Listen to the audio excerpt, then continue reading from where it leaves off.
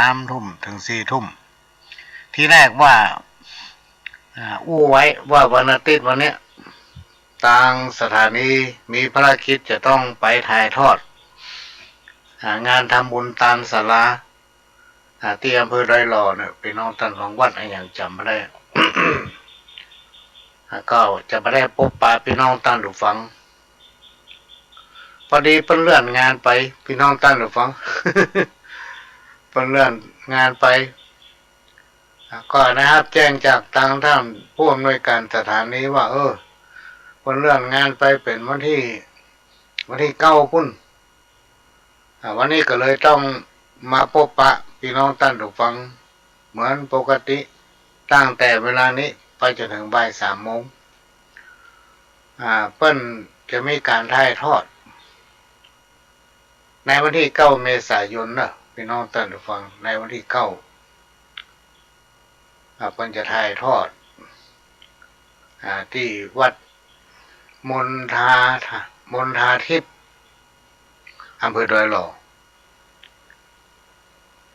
ที่แรกว่าจะถ่ายวันนี้แต่เลื่อนไปวันที่10ในวันที่9 เมษายนปุ๊บวันนี้ก็เลยมาพบปะพี่น้องท่านผู้ฟังตั้งแต่เวลานี้เป็นต้นไปก็จะได้นำเอาสาระสปะมาเล่ามาอู้สู่กันฟังแต่ช่วงเย็นบ่ได้ปะเนอะพี่น้องท่านผู้ฟังช่วง5 โมงถึง6 โมงพระหลวงมีภารกิจที่ต้องไป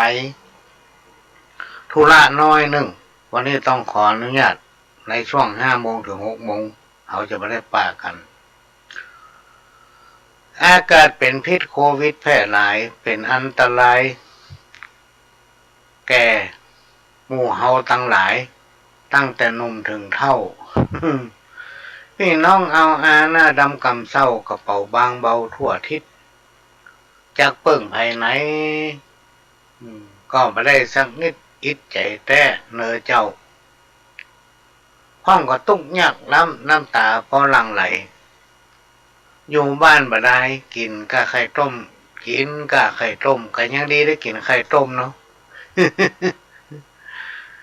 ช่วงเนี้ยพี่น้องท่านผู้ฟังตะวันนี้ได้ยินข่าวก็ตกใจเนาะข่าวหนึ่งก็บอกว่าเพิ่นปล่อยฝนเนาะพายุฝนพายุตึงฝนจะเข้าภาคเหนือตอนบนของเราตั้งแต่ตะวันมาละเนาะข่าวหนึ่งนะแถมข่าวหนึ่งก็บอกว่าประเดี๋ยวเนี่ยภาวะเนี่ยอากาศเนี่ยพี่น้องท่านฟังมันมีอันดับขึ้นมาเป็นอันดับ2ของโลกแล้วอะนะแต่ว่านี่ตอนบ่ายเป็นอันดับ1ของในประเทศเนี่ยต่อมาเป็นอันดับ2ของโลกวันนี้ก็ดีใจหน่อยว่ามันลดลงไปละ แล้วมีพยากรณ์มาว่าฝนจะตกจะมีลมพายุแต่ประเด็นนี้ยังมีด้วยนะ โอ้มีหมอกเหมยบ้านเมืองพี่น้องท่านผู้ฟังเป็นอันตรายต่อสายตาเป็นอันตรายต่อสุขภาพคนบอกเปิดให้งดการเผาพี่น้องท่านผู้ฟังเผาทุกชนิดถ้าตั้งคนตั้งเผาควันเนี่ยมันขึ้นไปบนอากาศมันกลายเป็นหมอกเป็นควันเป็นเมฆเป็นฟ้าเนี่ยพี่น้องท่านผู้ฟังทำไปสะสมกันแล้วมันกลายเป็นควันพิษทำเมื่อน้ำตาเขาไหลอยู่ตลอดทำเมื่อเสียสุขภาพเวลาหายใจเข้าออกเพราะฉะนั้นก็เพื่องดการเผาภัยมีขยะมูลผกฝอยพี่น้องท่านผู้ฟังที่มันสามารถเอาทำปุ๋ยได้ก็เอามาเปาะมาห้อมกันเป็นปุ๋ยนะมันเอาน้ำรดมันเอามากองไว้เป็นตี้มีขี้ไก่ขี้งัวก็เอาเข้าไปผสม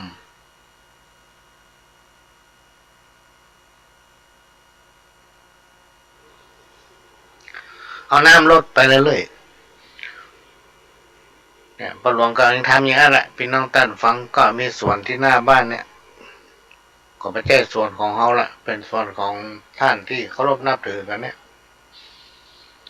เหมือนญาติก็เข้าไปทำในช่วงเวลาว่างๆก็ไปเอาขยะเอาเศษใบไม้ใบหยางมากองมารวมกันแล้วเอาขี้งัวเนี่ยพี่น้องท่านฟังเข้าไปคุกไปสูน มันลดน้ำหรือว่าถ้าเอามีสปริงเกอร์ใส่เข้าไปในที่สุดมันกลายเป็นขี้ดินอะพี่น้องท่านฟังมันกลายเป็นดินไปเลยนะใบไม้ใบสังใบไม้สะปะเนี่ยกลายเป็นดินสามารถเอามาทำปุ๋ยปลูกนั่นฝั่งนี้จะเอาปลูกผักกาดเนี่ยครับต้องใช้ปุ๋ยเคมีแหละใช้ปุ๋ยขยะเนี่ยที่เขาไปรวมกันเนี่ยเศษใบไม้ใบหยางเนี่ยเอาไปโรยทางหน้าเอาไปผสมคู่กับดินที่เขาจะหว่านผักกาดก็ดีหว่านกะหล่ำหว่านอย่างต่างๆเนี่ยพี่น้องท่านผู้ฟังงามปลอดสารพิษตัวกินก็อร่อยอันนี้ก็เป็นเรื่องมาโอ้โหฟังว่าในช่วงเนี้ยโควิดเนี่ยมันก็มาหายไปไหนพี่น้องท่านฟังมันหวันอยู่กับบ้านกับเมืองเขาเนี่ยมันใช่ว่าอยู่เฉพาะบ้านเขาเมืองเขารวมไปถึงต่างประเทศก็มีเหมือนกันเนี่ยมีความเดือดร้อนเหมือนกันถึงเอาโดยเฉพาะพี่น้องในต่างประเทศที่แผ่นดินไหวเนี่ย ต้องไล่ที่อยู่อาศัยต้องประสบปัญหาความทุกข์ยากเดือดร้อนความกั้นยากพี่น้องท่านฟังบังเกิดขึ้นคนที่ประสบปัญหาภัยพิบัติทางธรรมชาติแผ่นดินไหวก็ดีน้ำท่วมก็ดีเนี่ยเป็นหลายหมื่นคนพี่น้องท่านฟังหมู่เฮานี่ถือว่าเฮาโชคดีที่สุดที่อยู่ในประเทศไทยในบ้านในเมืองของเฮาโดยมีป่าละมีแห่งพระสยามเทวาธิราชปกป้องคุ้มครองรักษาแล้วคนไทยเฮาส่วนใหญ่เป็นชาวพุทธมีความเคารพนับถือยังพระรัตนตรัยเฮามีพระพุทธศาสนาพี่น้องท่านผู้ฟังพระพุทธพระธรรมพระสงฆ์บารมีแห่งพระเถระครูบาอาจารย์บารมีแห่งพระรัตนตรัยและสิ่งศักดิ์สิทธิ์ทั้งหลายอันรักษายังพระพุทธศาสนาของเฮาดูแลปกป้องคุ้มครองรักษาทำเมื่อเฮาอายุมันยืนยาวพ้นจากโรคภัยทั้งหลายทั้งมวลพี่น้องท่านผู้ฟังนะพ้นจากโรคจากภัยโอ้แม่แดงแต่ล่ำฟังอยู่เฮ้ยเรื่องว่าอันมาอยู่วันนี้แต่ว่าบอกว่าได้เข้ารายการ ปรากฏว่าเป็นเรื่องการถ่ายทอดวันนี้ก็เลยมาปะพี่น้องท่านผู้ฟังเหมือนปกติเนอะบ่ายโมงถึงบ่ายสามแต่ว่า5 โมงไม่ได้อยู่เนอะพี่น้องท่านผู้ฟังจะได้ไปทำภารกิจลูกตุ๊วัดหนองอ้ออันคนเราเกิดมาย่อมลาภาคปัดบ่พ้นทางตายเหมือนกันคู่คนเกิดเป็นมนุษย์ไผ่บ่ได้ล่องหนเกิดมาเป็นคนหลอกข้ามบ่ได้จากกำสุดสัตว์อยู่ลุ่มใต้จ้างม้างัวควายก็แล้วเป็ดไก่หมูหมาจีวาบ่แก้วก็อยู่บ่ได้สักอันเมื่อเกิดมาแล้วก็ตายเหมือนกันอายุไผมันสังขารมิ่นสั้นสังขารมิ่นสั้น ใกล้จะถึงเมษาละพี่น้องท่านผู้ฟังวันนี้วันที่12นะวันนี้วันที่12มีนาคม2566ก็อายุเฮาก็เสี่ยงไปหำ เสี่ยงไปทำละเสี่ยงไปถึงวันละพี่น้องท่านผู้ฟังถ้าค่ำนี้ก็เสี่ยงไปวันละรวมมาถึงเมื่อคืนแจ้งมาพูกเป็นวันที่13ใกล้จะสงกรานต์ละพี่น้องท่านผู้ฟังวันสงกรานต์จะขาดล่องซึ่งประเพณีทางบ้านล้านนาเขาเนี่ยเพิ่นจะถือว่าเป็นปีใหม่ของคนล้านนาเขาเริ่มต้นนับปีพ.ศ. ใหม่จากเดือนเมษาเป็นต้นไปพี่น้องท่านผู้ฟังอายุเขาจะเสี่ยงไปปีละ จะย่างเข้าปีใหม่ละในปีเนี้ยพี่น้องตั้งแต่ฟังคำเดียวครูบาอาจารย์ปน้อยปนานตั้นหูตั้งวัดตั้งวาก็จะได้แจ้งให้พี่น้องว่าปีนี้จะขาล่องวันอะไรอย่างนี้นะวันใดเป็นวันเน่าวันใดเป็นวันพญาวันนี่เนาะวันใดเป็นวันปากปีปากเดือนก็เดี๋ยวไปแจ้งพี่น้องตั้งแต่ฟังก็ถ้าฟังเด้อทางวิทยุเนี่ยแล้วก็ก่อนที่จะนำเอาสาระสปะสาระสปะมาเล่ามาอู้สู่กันฟังขอบคุณแม่แดงเนอะแม่แดงนี่เป็นแฟนรายการฟันพันแท้นี่นะติดตามรายการอยู่ตลอดบ่เคยขาดเพื่อกำลังใจขอแม่แดงอายุมันยืนยาวเนอะนึกว่ามันได้ฟังแล้วนึกว่ามันได้จัดรายการนี่เนาะพอดีมันเลื่อนไปขอแม่แดงตะล้อมเนี่ยอายุยืนยาวนะ100 หลายคนรู้พี่น้องตั้งฟังประหลวงไปอวยพรทุกคนคืออายุ100เนี่ยโอ้ถ้า100บอกไหวก็หาอีหรอ มันบ่มีไผอุ้มไผเฟือเรามีไผปกลูกปกนอนอีหรอ มาเดี๋ยวนี้จะ90นี่บ่ไหวไรหรอมาแน่พี่น้องท่านทุกฟังมีแม่เว้ยคนหนึ่งอยู่เมืองฝางแต่ตอนนี้มันให้ตายไปละบ้านนั้นยังจำไม่ได้พ่อหลวงได้ไปหันกับตาได้ไปนั่งอู้กับเพิ่นเมืองฝางไม่อายป่ะนะบ้านไหนยังจำไม่ได้เนี่ยมาเสียอย่างเป็นคนขี้ลืมอายุมัน109 ปีกะเนาะ109 ปีได้ไปหันเพิ่นบ้านเพิ่นพี่น้องท่านเราฟังอยู่ตูบแต่งามนะตูบนั้นงามนะสะอาดด้วยคนสมัยก่อนนี่มันชอบอยู่ตูบพี่น้องท่านเราฟังมันม่วนมันเย็นมันมาฮ้อนนะดูละม่วนอกม่วนใจนอนรับในตูบเวลาฝนตกมันดังสว่างสว่าง มันกล่อมเขารับดีแต่มาเดี๋ยวนี้ก็เหมือนกันลูกที่หน้าบ้านของพ่อหลวงนี่คุณลุงฝรั่งเปิดมีแฟนเป็นฝรั่งโอ้ดิ้นขนาดเลยเดือดร้อนขนาดมาโอ้เจ้าขนาดจะแปลงกระท่อมจะแปลงตูบสักหลังเอาไว้นอนก็ตัวอยู่เฮือนจัดดี จะแปลงตูบอยู่มันม่วนเป็นน้องตั้นหรือเปล่าอยู่ตูบนะเวลาเขาจะรับจะนอนเวลาฝนตกฝนอย่างจะมาเสียอย่างเดียวเท่านั้นจะไปเพิ่มมันหัวกันหัวตั้งนั่นกระเดือตั้งนั่นหัวโดยเฉพาะมุงคาเนี่ย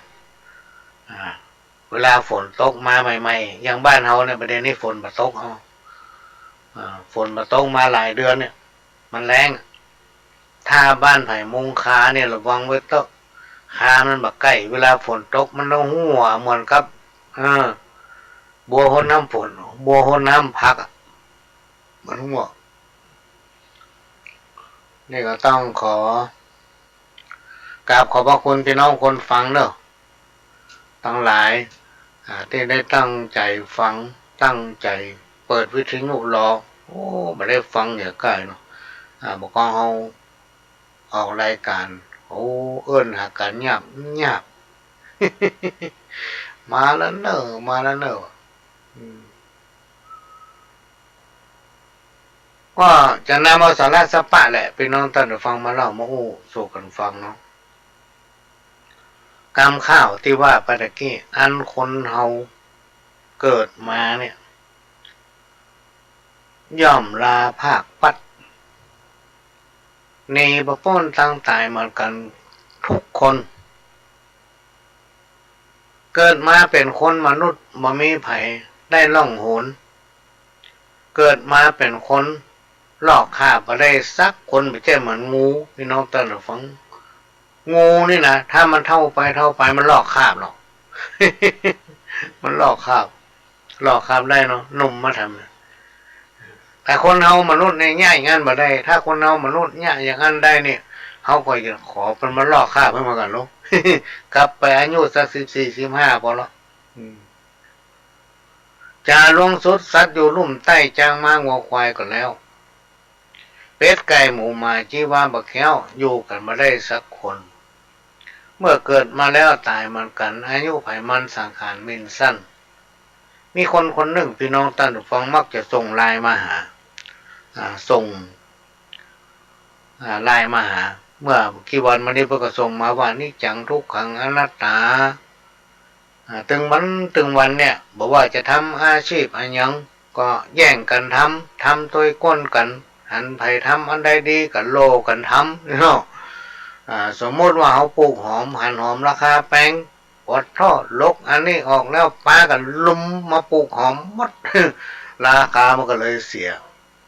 ปีนี้พริกแพงกับป้ากันปลูกพริกเหี่ยมหมดนี่เนาะเกษตรกรเขามักจะเป็นอย่างนั้นแหละพี่น้องท่านผู้ฟังแต่ว่ามีตำหนิอยู่อย่างหนึ่งพริกนี่นะ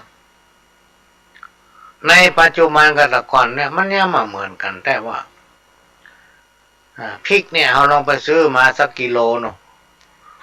หน่วยใดเม็ดใดกับมีรสพริกมามีเผ็ดกันแล้วพี่น้องท่านผู้ฟังมันเป็นพริกหนุ่มอย่าโมด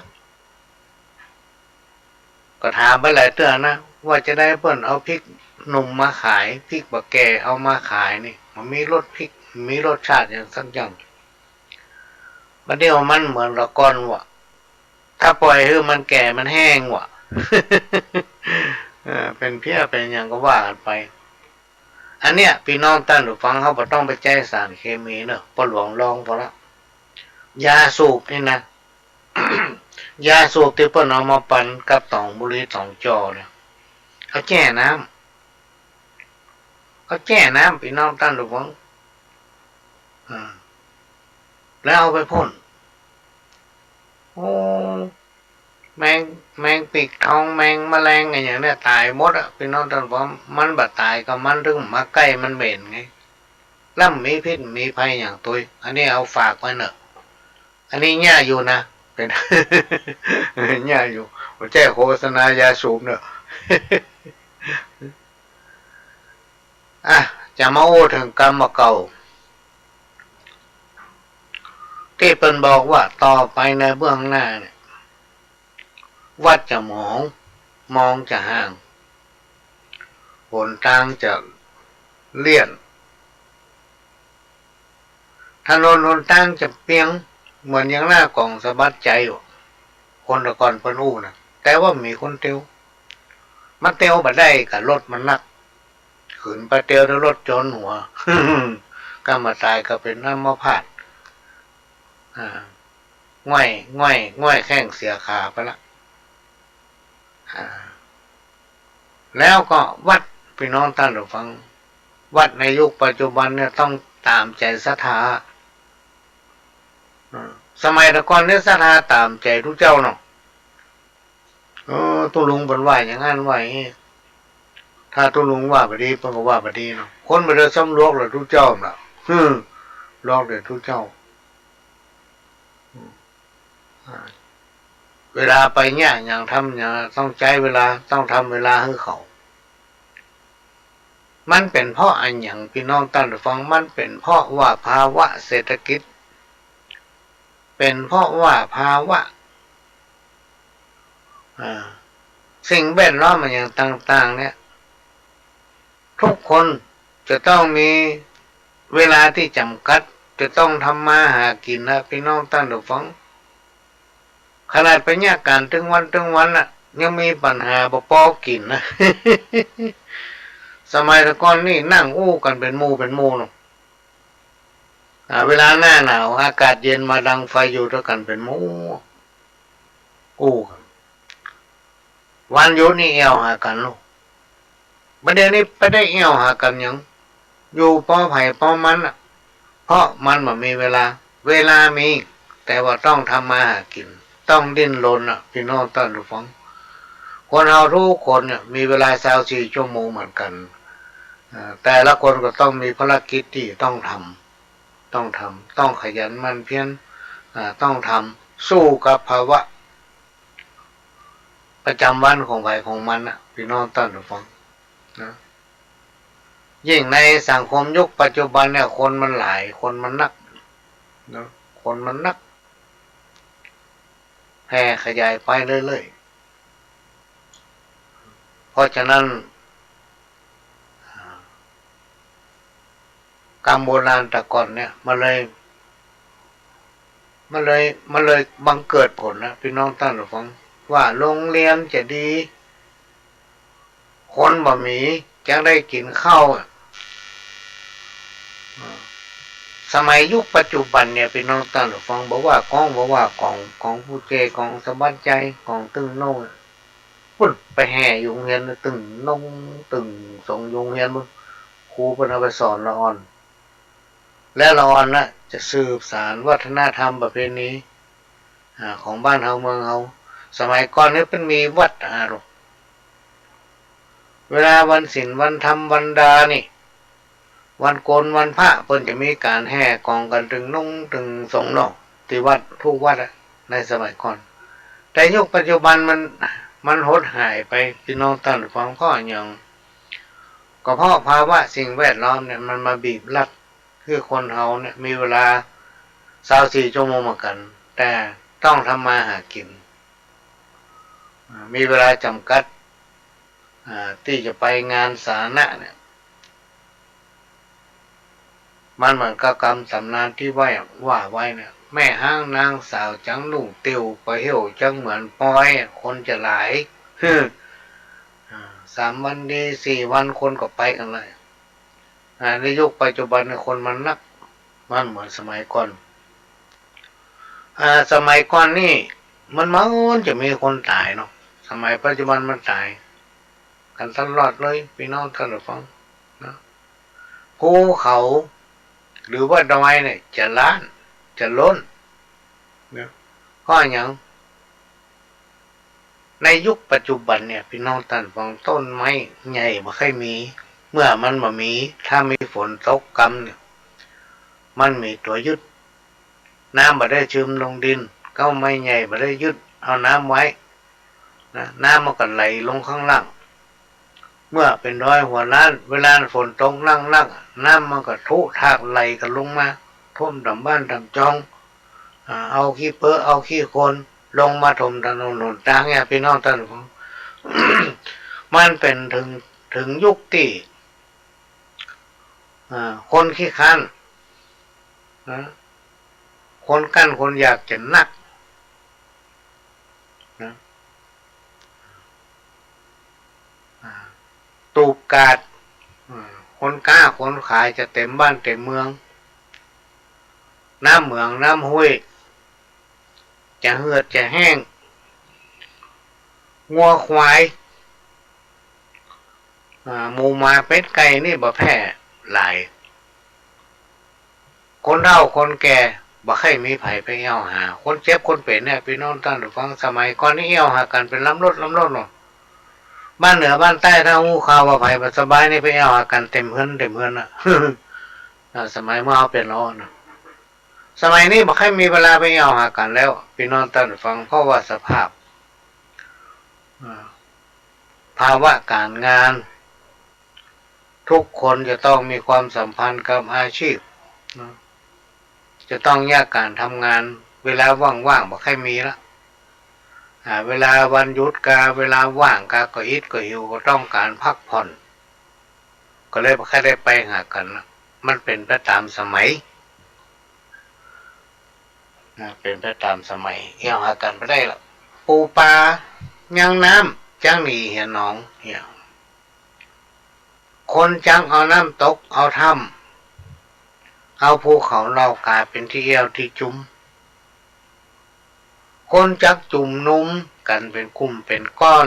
นะเรียกร้องอันนั้นเรียกร้องอันนี้มันไม่ในตำนานนะพี่น้องท่านผู้ฟัง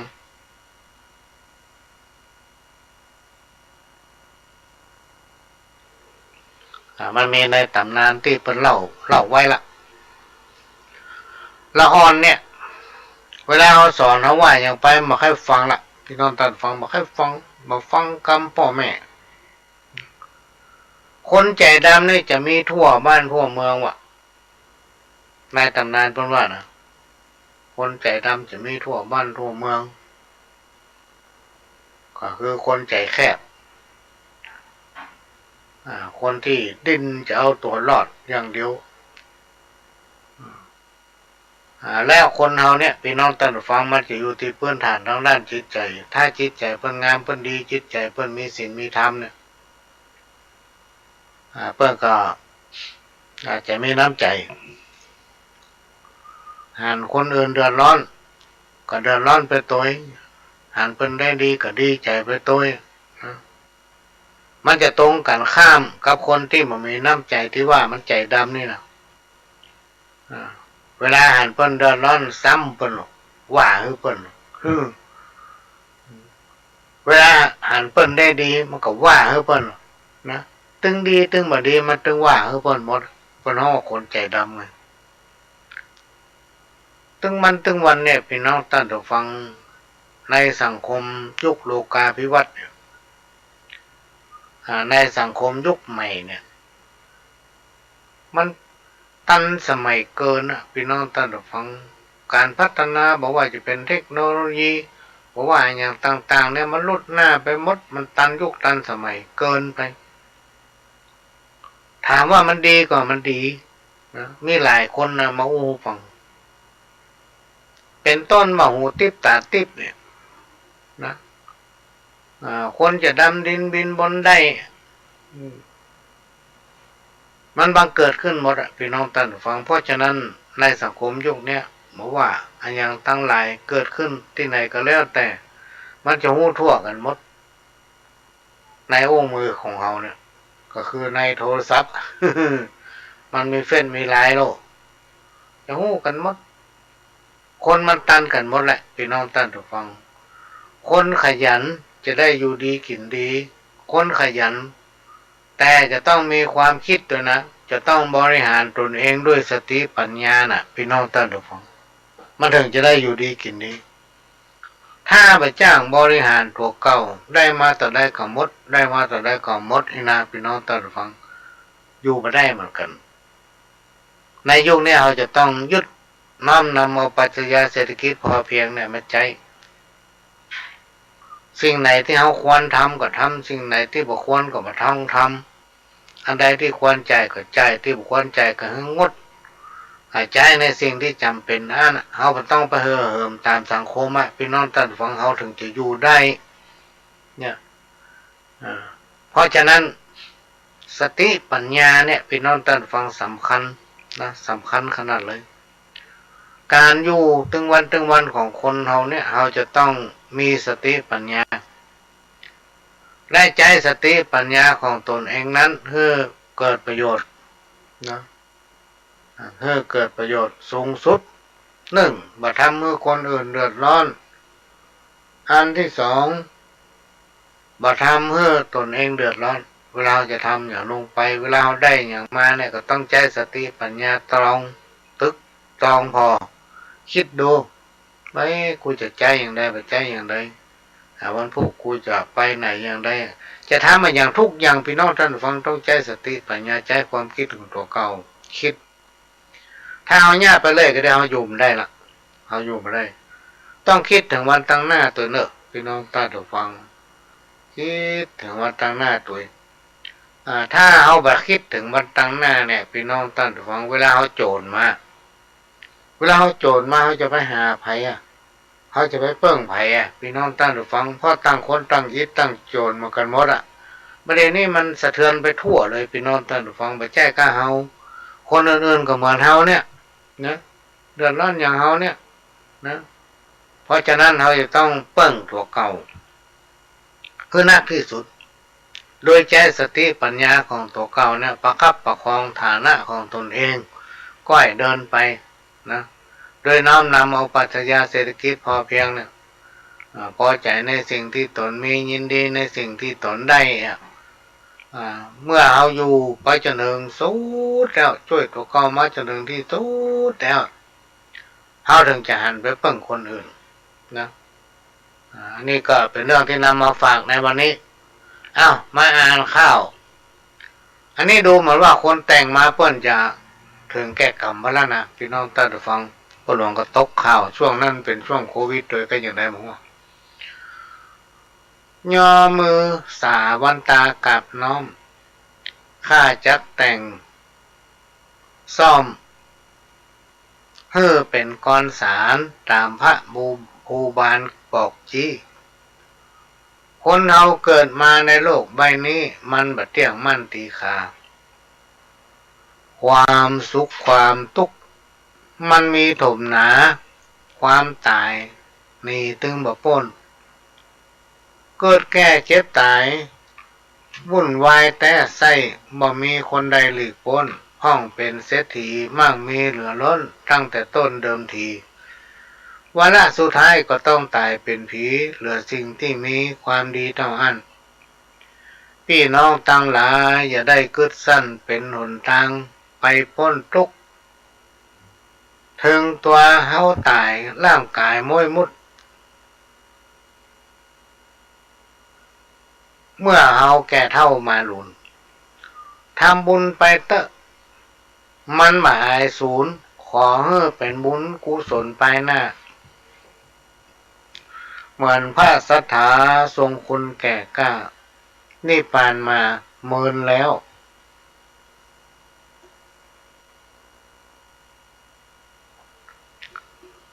ยกมือสาขอบุญช่วยกรรมบะจางจืดด้วยความดีโมจุมพี่น้องบุรุษใส่สีตั้งสติดีๆปัญญาเก่งกล้า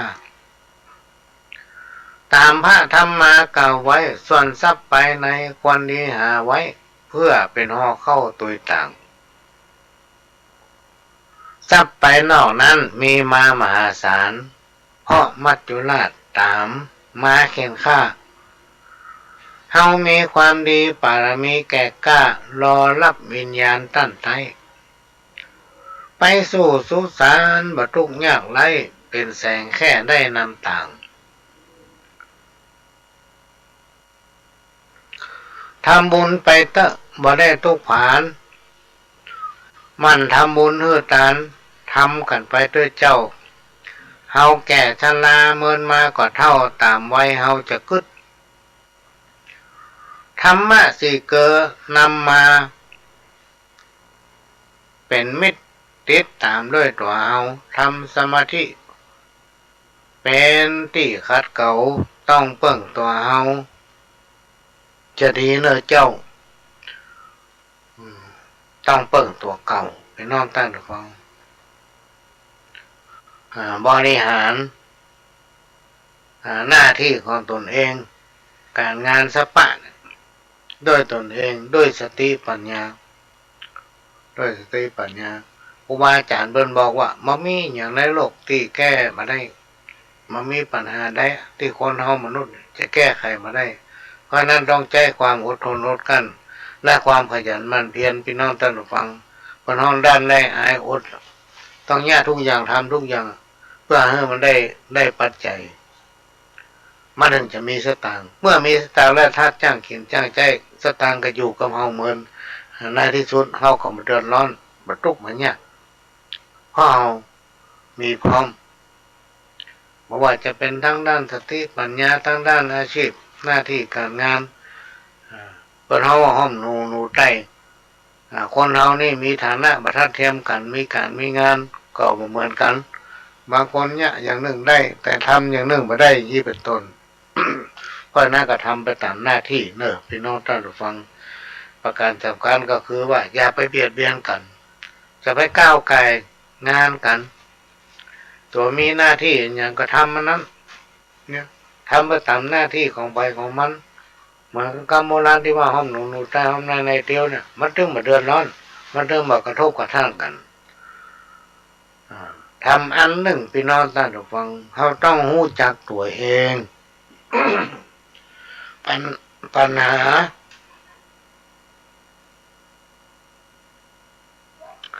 ที่มันเดือดร้อนปัญหาสังคมที่มันมีเกิดขึ้นถึงวันนี้มันเป็นเพราะว่าคนเราลืมตัวบ่รู้จักตัวเก่านะลืมตนเองและก็มาทำตามหน้าที่ไปก้าวกายคนนั้นคนนี้พี่น้องท่านผู้ฟังเพราะฉะนั้นเราต้องรู้จักตัวเองมีสติปัญญาอยู่กับตัวอยู่ตลอดนะจะไปลืมตนเองความอดทนส่งผลให้พบกับความสำเร็จเนาะอดทนต่ออย่าง ก็มีอดทนต่อความลำบากจากการงานอดทนต่อทุกขเวทนาทางร่างกายอดทนต่อความเจ็บใจอดทนต่ออำนาจและกิเลสทั้งหลายนะก็ยังย้ำว่าอดทนได้เป็นยามีพญาแป้ตันอดได้เป็นยาปากวิเศษเนี่ยลองสังเกตพอเตอร์พี่น้องท่านฟังลองสังเกตพอทางอดทนได้ใครไปนั่นใครไปนี่วะบอกไปได้เสียดายสตางค์ก็ไม่ต้องไปมีหลายคนน่ะพี่น้องท่านฟังปันหูจะข่าวสตางค์มาอู้ฟังว่าโอ้สตางค์เนี่ยมันหายากสตางค์เนี่ยมันมีปะเลอะนะถ้าไผ่ขยันนะมันถึงมาหามันถึงมีในกระเป๋านะถ้าไผ่ขยันนะสตางค์มาอยู่กับทุกคนนะพี่น้องท่านผู้ฟังแต่เอาว่ามันหายากและมันมีความสำคัญนะพี่น้องท่านผู้ฟังกับคนเฮาถ้ามีสตางค์เนี่ยไม่ได้กินนะไม่ได้กินนะก็ขออภัยคำได้ก็ต่างคนต่างมีเหมือนกันเพราะฉะนั้นเมื่อมันสำคัญเวลาจะเอาไปใช้อย่างเนี้ยต้องมองถึงคุณค่าว่ามันเป็นค่ามันคุ้มค่าก่อน เพราะฉะนั้นอย่างการเลี้ยไรกับมันกันพี่น้องท่านผู้ฟังนี่สำคัญขนาดบางผู้บางท่านมาขอเขาทั้งที่เขาไม่ชอบทั้งที่เขาโมโหแต่เพิ่นกล้ามาขอพี่น้องท่านผู้ฟังในฐานะที่เขาเป็นคนหนึ่งเนี่ยก็จำเป็นต้องสละช่วยไปมีหลายคนมาบอกโอ้บ่น่าเลยแทนที่จะได้ประโยชน์จัดนักเอาไปทำประโยชน์อย่างก็ได้จัดนักบ่น่าเลยเขาก็เลยว่าจังเนี่ยแล้วเนาะพอเปิ่นมาขอก็ฮือไปอันนี้เขาฝากไว้เนอะพี่น้องท่านผู้ฟังเวลาไผ่ที่มาเขาเนี่ยมีความสนิทสนมกันเขาคอยบอกเขาต้องสร้างศรัทธาคนเดียวอะนะสร้างศรัทธาความเชื่อคนเดียวไปคนเดียวมันเวลาได้อย่างมาเขาก็ทำเมื่อสิ่งนั้นมีกล้าทำเมื่อมีกล้าสูงสุดแล้วเมื่อมันหันนะกระเจี๊ยต่ำน้ำพริกละลายแม่น้ำการเรียอะไรนี่สำคัญขนาดในภาวะเศรษฐกิจอย่างเงี้ยพี่น้องท่านผู้ฟังนะภาวะเศรษฐกิจอย่างถึงวันเนี่ยเพราะฉะนั้นก็ต้องมาพิจารณาเนอะพี่น้องท่านผู้ฟังพิจารณาให้ดีแล้วก็นอกจากเราจะบริหารตัวเองไปตามการสมัยแล้วก็ต้องมาพิจารณานำเอาศีลเอาธรรมเนี่ยเข้ามาประคับประคองจิตใจเพื่อมาให้ตนเองนั้นประมาทคนเราที่มันเนี่ยไปเลยถึงวันเนี่ยที่มันหันแก้ตัวกันทั้งหลายเนี่ยคนเราว่าประมาทในชีวิต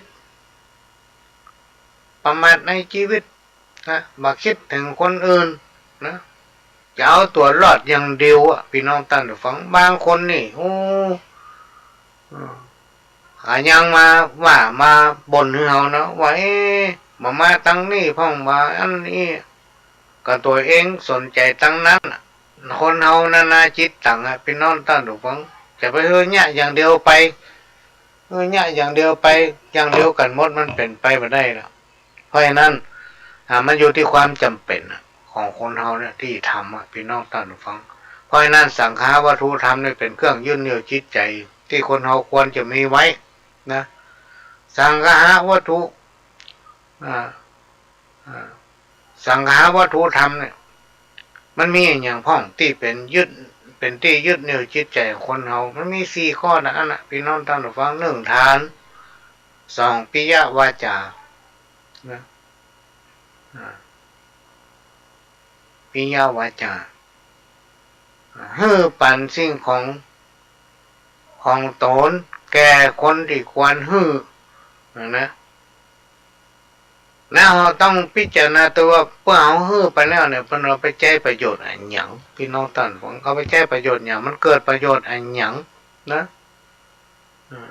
เมื่อไปแล้วเนี่ยอันที่3คืออัฏฐจริยาเนี่ยพี่น้องท่านผม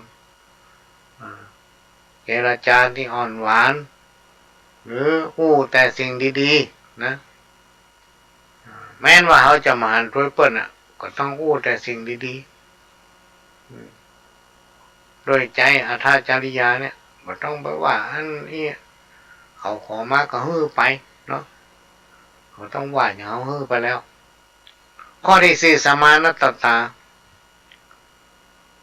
ความเป็นผู้มีตัวตนเสมอต้นปลายคนเรานี่ต้องเสมอต้นปลายนะพี่น้องท่านผู้ฟังจะต้องทำตัวให้เสมอต้นปลายเป็นตัวอย่างให้แก่คนอื่นๆเนาะบะยังซ้ายบะยังขวาทำตัวไปตามหน้าที่เปิ้นดีก็ว่าดีเปิ้นบ่ดีก็ว่าบ่ดีนะอันนี้เป็นคนที่เสมอต้นปลายนะไผที่ทำถูกก็คือต้องยกย่องโอ้เปิ้นทำดีทำถูกแต่ไผที่มาทำบ่ดีก็ต้องตำหนิติเตียนว่าโอ้อันนั้นมันบ่ดีเนอะเนี่ยคารวะเฮาทุกคนเนี่ยพี่น้องท่านผู้ฟังต้องการอยู่ดีมีสุขนะต้องการอยู่ดีมีสุขแม้แต่คนที่อยู่นอกศาสนาพุทธของเฮาเนี่ยหลายๆคนเปิ้นก็ต้องการความอยู่ดีกินดีมีสุขเหมือนกันเขาบอกว่าโอ้ถ้าอย่างเงี้ยมันจะอยู่ดีมีสุขก็คือหนึ่งทำไปตามหน้าที่ของเปิ้นการที่เขาจะเข้าไปอยู่บ้านไหนเนี่ยพี่น้องท่านผู้ฟังเขาต้องฟังเปิ้นเปิ้นมีวัฒนธรรมมีหีบมีหอยมีป่าเพณีของเปิ้นก็ต้องทำไปตามเปิ้นเพราะว่าอยู่บ้านไหนเอาไฟบ้านท่านแต่เขาทำตัวเป็นใหญ่กว่าเปิ้นเนี่ยพี่น้องท่านผู้ฟังทั้งที่หีบหอยป่าเพณีของเขาก็ยังบ่เคยศึกษาบ่เคยรู้ว่าป่าเพณีวัฒนธรรมของตัวเก่ากำเพืชของตัวเองเป็นอย่างไรแล้วอย่ามาดันเอาอย่างเงี้ยตามความคิดของตัวเก่าโดยบ่คิดถึงใจของคนอื่นอันนี้มันเดือดร้อนเพราะฉะนั้นความอยู่ดีมีสุขนี่ควรปฏิบัติตนอยู่ในหลักธรรมของการมีความอดทนต่อทุกสิ่งและก็มีความเสียสละที่เป็นห้องว่าจาคะเขาจะต้องมีความเสียสละนะพี่น้องท่านผู้ฟังความเสียสละเนี่ยมันก็มีขอบเขตนะไม่ใช่ว่าอย่างก็ต้องเสียสละพ้องต้องเสียสละพ้องมันมีขอบเขตของมันประการสำคัญคนที่เขาจะอยู่ได้เนี่ยพี่น้องท่านผู้ฟังการที่เขาจะอยู่ได้ในสังคมปัจจุบันเนี่ยเพิ่นห้องว่าเขาจะต้องมีธรรมะหลักธรรมในการครองเรือนครองตนเป็นต้นว่าประการที่หนึ่งสัจจะคือความซื่อสัตย์ต่อกันแลกกันทุกอย่างมันจะต้องมีสัจจะพี่น้องท่านผู้ฟังผู้ไหนมีหั่นผู้ยังออกไปก็เพิ่นเชื่อถือนำปฏิบัติแล้วทำให้เกิดคุณประโยชน์ต่อเพิ่นอันที่สองธรรมะหูจักข่มจิตของตนพี่น้องท่านฟังข่มจิตใจของตนเองบางทีเรารำคาญเสียงยาวค่อยด่าปะท้อเอาค่อยว่าให้มันขนาดจะไม่ต้องว่าละถ้าเขาว่าไปไม่เกิดการคุ้นข้องมองใจทำให้พิษใจกันเหี่ยไปได้ก็มาบรรจบกับข้อที่สามคือขันติที่ว่าขันติเนี่ยเขาจะต้องมีความอดทนต่อทุกสิ่งพี่น้องท่านทุกคนนะและข้อที่สี่คือจาคะมีความเสียสละเพื่อปั่นสิ่งของแก้คนที่ควรฮื้อนะเอาฮื้อปั่นไปแล้วเพิ่นเอาไปทำประโยชน์ก็มันเกิดประโยชน์อันอย่างพ้องเนี่ยเป็นต้นนะและคนที่จะไปขอเพิ่นเขาต้องคิดกูจะไปขอเขามันจะเหมาะสมก็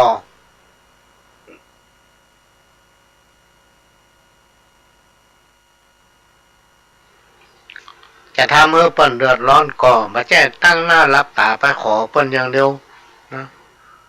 ต้องคำนึงถึงจิตใจเปิ้นโตยพี่น้องท่านผู้ฟังเนี่ยบางทีเขาก็เครียดเหมือนกันนะว่ามันอย่ามาคำนึงถึงจิตถึงใจเขาแต่เขาต้องคำนึงถึงจิตใจเปิ้นโตยนึกถึงความจำเป็นในยุคภาวะถึงวันเนี่ยพี่น้องท่านผู้ฟังเนี่ยธรรมะที่ควรนำเป็นข้อปฏิบัติประจำวันคือท่องจำไว้เตอะพรหมวิหารสี่เมตตา เมตตาคืออย่างคือความรักใคร่กรุณาข้อที่สองเนี่ยคืออย่างคือความสงสารข้อที่สามมุทิตาความพอยินดีข้อที่สี่อุเบกขาเนี่ยก็คือความวางเฉยพี่น้องท่านฟังสี่ข้อนะนำปฏิบัติอันนี้เป็นหัวใจของคนเฮาทั้งหลายแหละพรหมวิหารสี่นี้นะเมตตากรุณามุทิตาอุเบกขาเป็นหัวใจของการปฏิบัติตนการแผ่เมตตาว่านี่อู้ไปกรรมนะว่าการแผ่เมตตาเนี่ยมันดีถ้าเราตั้งใจทำนะพี่น้องตั้งทุกคนตั้งใจแผ่ตั้งจิตอธิษฐานเอาใจเวลาน้อยเดียวเท่านั้นมันสำเร็จผลมันสำเร็จผลนะการแผ่เมตตาคือการตั้งใจเปิดใจให้กว้างนะพี่น้องตั้งทุกคนเป็นการแสดงความปรารถนาดีต่อสรรพสิ่งในโลกของเขาเนี่ยรวมไปถึงเทวบุตรเทวดาที่รักษาบ้านเฮือนให้นาสวนท่อนี้เจ้าที่พูดผีปีศาจจิตวิญญาณของบรรพบุรุษเฮาปู่ย่าตายายตั้งหลายเขาจะต้องปรารถนาดีต่อเปิ้นและแผ่เมตตาให้เปิ้นนะตลอดบอกว่าเขาผู้นั้นจะเป็นคนมนุษย์หรือสัตว์นะพี่น้องท่านผู้ฟังบอกว่าเปิ้นจะอยู่ในเชื้อชาติศาสนาได้ก็ตามเพราะว่าคนเฮามีถึง32 คนก็โลกนะที่มันมามีส่วนเกี่ยวข้องกับชีวิตของเฮาที่มันมีความสัมพันธ์กันเนี่ยพี่น้องท่านผู้ฟังอันนี้หมายถึงว่าคนเฮาตั้งหลายเนี่ยในปัจจุบันเนี่ยบอกว่าจะไปเกิดในที่ไหนในชนกลุ่มใดอยู่ในศาสนาไหนถ้าเราไม่ได้ทำบุญร่วมกันมาตั้งแต่อดีตชาตินี้เราย่อมไม่ได้เกิดมาพบปะกันเมื่อเราเกิดมาพบมาปะกันในบนโลกนี้ละถือว่าเราได้ทำบุญร่วมกันมาตั้งแต่อดีตชาติอันนี้ไม่ได้หมายถึงว่าได้ทำบุญร่วมกันมาฮักกันอย่างนี้นะไม่ใช่บางพวกบางท่านอาจเป็นศัตรูกันนะในอดีตชาติเกิดมาจากนี้มันก็เลยโตมาเป็นศัตรูกันแทนไม่ทั้งที่ปริญญาอย่างมันสักอย่างมันหันเฮามันก็ม่วนใจละเฮาหันมาเฮาอย่างมาจังใบจังเงาเพราะในอดีตชาติเฮาได้ทำอันอย่างกันไว้เป็นศัตรูตั้งแต่ในอดีตชาติละพอเกิดมาในชาติเนี้ยมันพ่อเฮามันก็บรรทุกชะตามันละเฮาพ่อมันเฮาก็บรรทุกชะตามันละบรรทุกชะตาเฮายี่เป็นต้นพี่น้องต้นหลุฟังจะไปเครียดกับชีวิตประจำวันเขาทำไปตามหน้าที่ไผ่จะยังได้เขาไม่ต้องไปสนใจพี่น้องต้นหลุฟังทำไปตามหน้าที่ของตนเองถึงวันเนี่ยมีไผ่เลี้ยงเขาพ่องไผ่ก็มาเลี้ยงเขาทุกคนเขาต้องมาทำมาหากินเองนะความจริงใจความบริสุทธิ์ใจเนี่ยเป็นสิ่งสำคัญที่ต้องยึดไว้เป็นหลักและการแผ่เมตตาเนี่ยพี่น้องท่านผู้ฟังมันจะช่วยให้เราเบาใจจะช่วยให้เราพบในสิ่งที่ดีงามใครจะว่าดีว่าให้อย่าไปสนใจในที่สุดสิ่งที่เขาว่ามาเนี่ยจะปิดเขาโมดพี่น้องท่านผู้ฟังไม่เชื่อเด้อใครจะว่าดีว่าให้เนี่ยมันมาถึงเราหรอกเพราะเราไม่รู้เรื่องเนี่ยในที่สุดสิ่งที่เขาว่ามาเนี่ยจะปิกเข้าหาเขาหมดพี่น้องท่านผู้ฟัง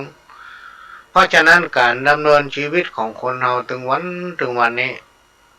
ทุกคนต่างมีความปรารถนาความสุขความเจริญ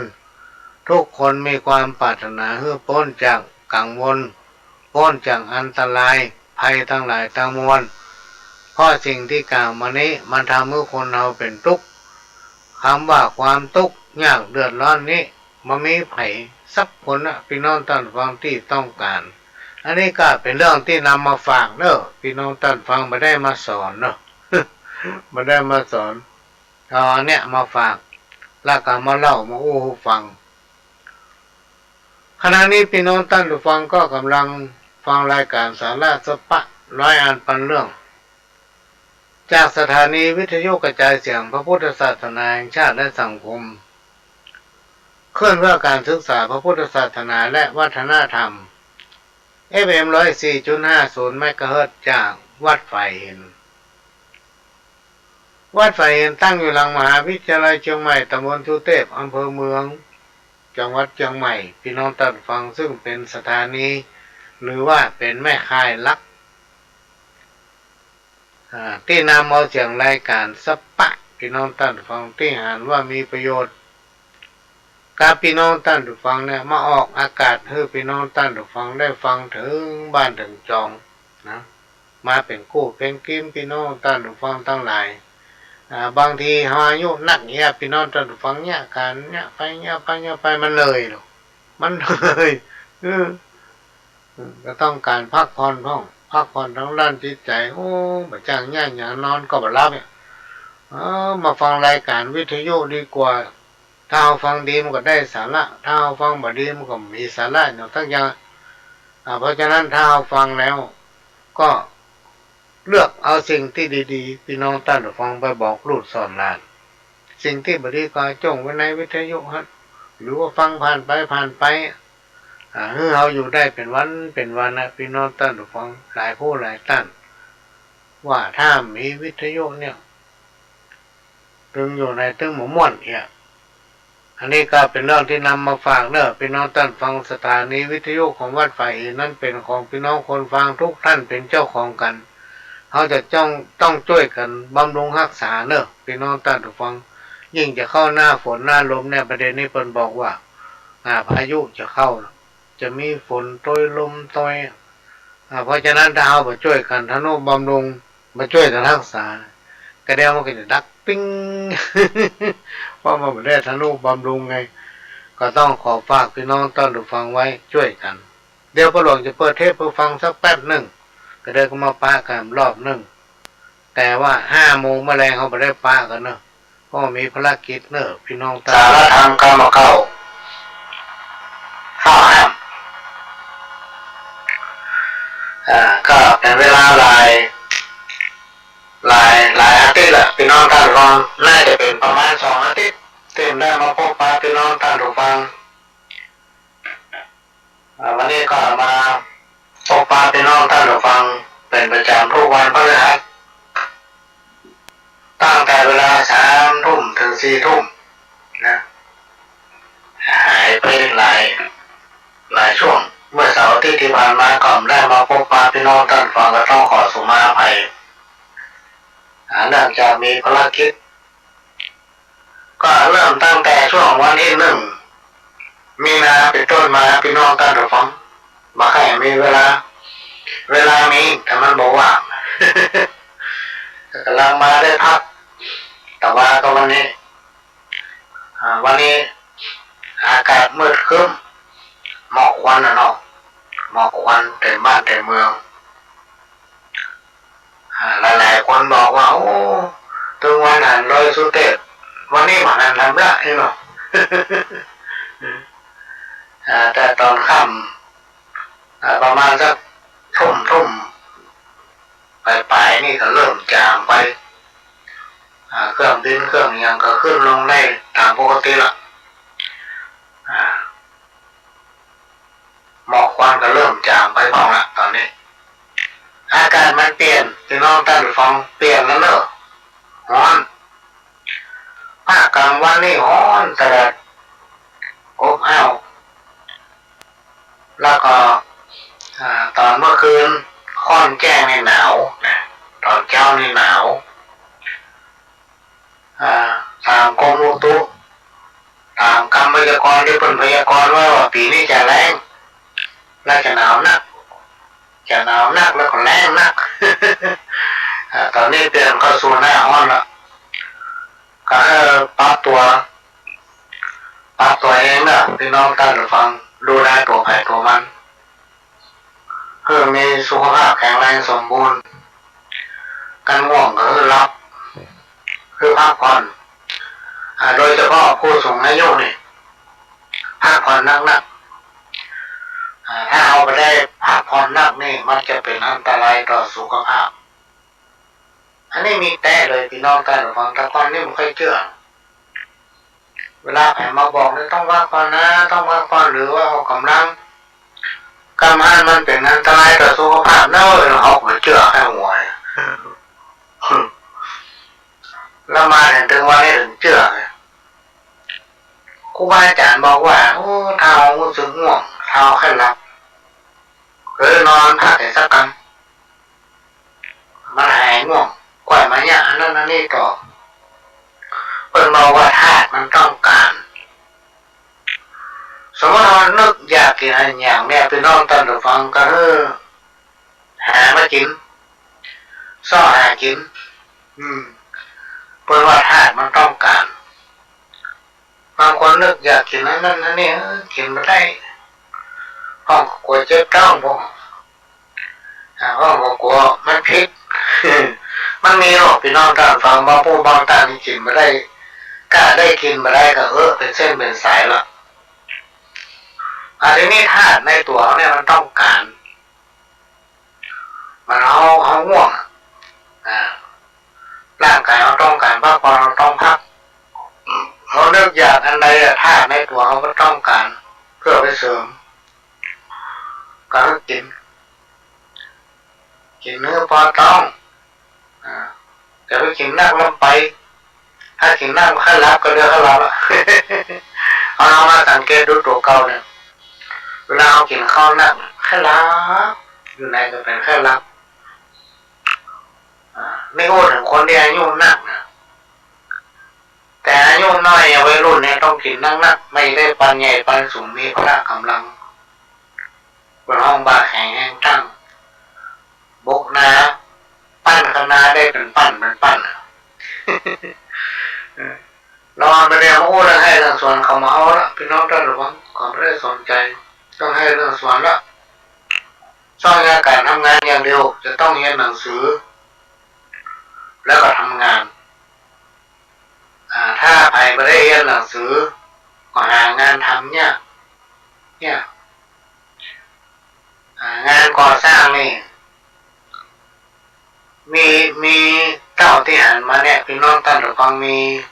พี่น้องต่างประเทศต่างบ้านดูเหมือนว่าฟังรายการนี้อยู่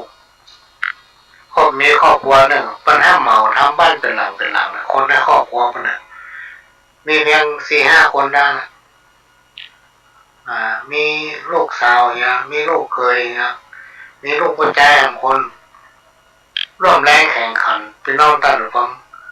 ทำบ้านเป็นหลัง5 คนนะแล้วไปหลายหลังแล้วก็ด้วยความวิริยะอุตสาหะด้วยความตั้งอกตั้งใจทำเพราะฉะนั้นพี่น้องท่านผู้ฟังในช่วงอายุของคนเราเนี่ยช่วงที่เราเนี่ยอย่างได้เนี่ยก็คือรีบทำ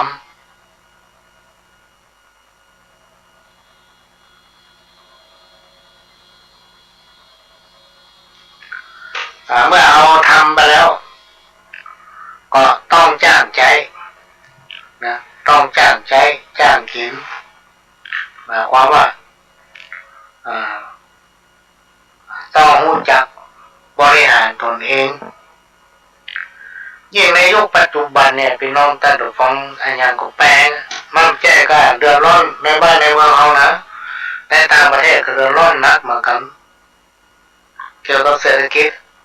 เกี่ยวกับอาหารการกินเกี่ยวกับของใช้ในครัวเรือนเนี่ยแปลงอย่างเดียวกันโดยเฉพาะตอนวันเนี่ยน้ำมันก็ขึ้นราคาการหุงต้มก็ขึ้นราคาทุกอย่างขึ้นราคาหมดตั้งแต่พริกเกลือมาถึงกะปิผักแม้มันจะปลูกทำบ้านเนี่ยพี่น้องท่านผู้ฟังมันก็ต้องใจผลิตภัณฑ์หรือว่าเชื้อที่เรานำมาจากที่อื่นต้องเอาใจใส่ขนาดนักมันถึงจะงามแล้วก็เอาไปกินลำเอาไปขายก็ได้ราคาคนกล้าก็ขายแพงคนซื้อก็ขายซื้อถูก เป็นไปตามสภาวะนะไม่ก็เป็นห่วงก็ต้องขอฝากพี่น้องท่านผู้ฟังคนใจบุญคนใจดีทั้งหลายเนี่ยรักษาสุขภาพในช่วงเนี้ยนะ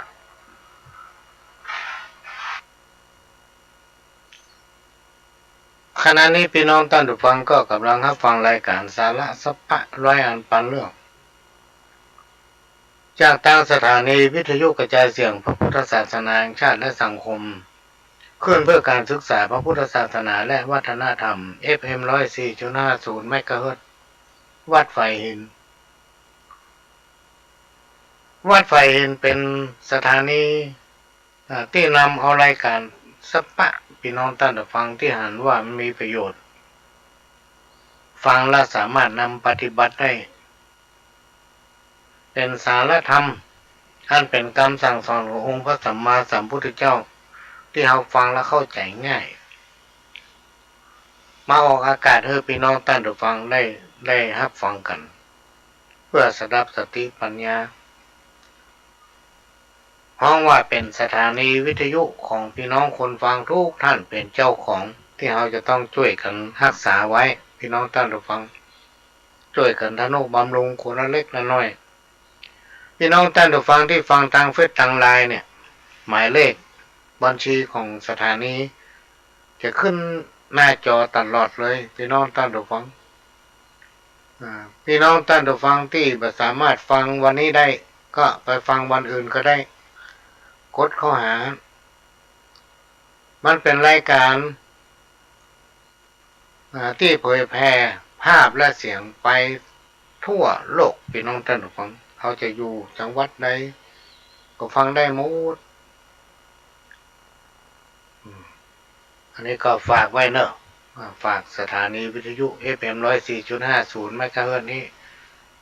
ไว้กับท่านผู้ฟังทุกท่านและก็ถ้ามีโอกาสก็จะนำเอารายการ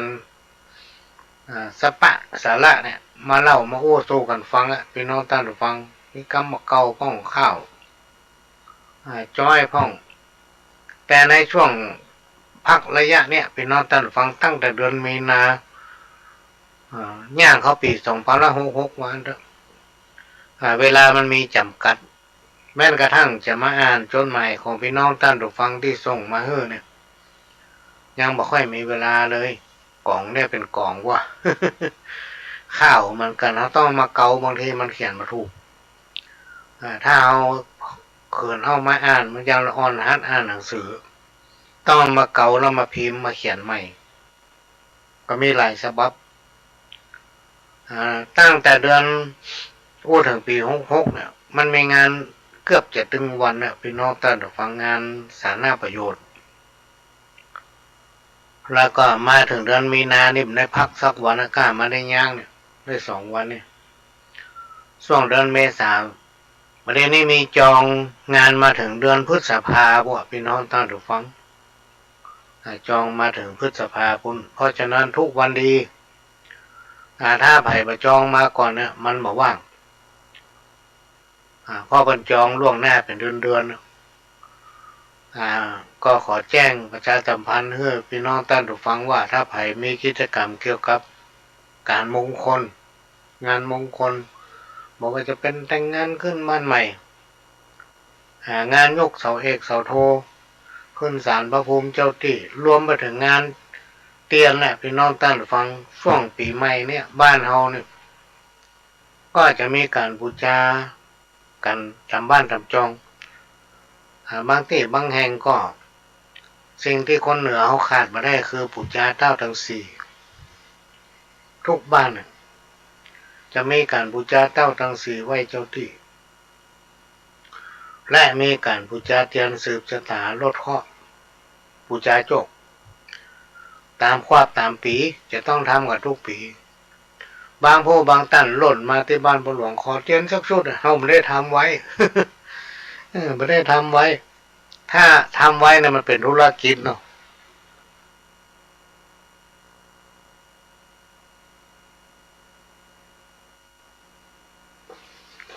เขาไม่ได้ทำไว้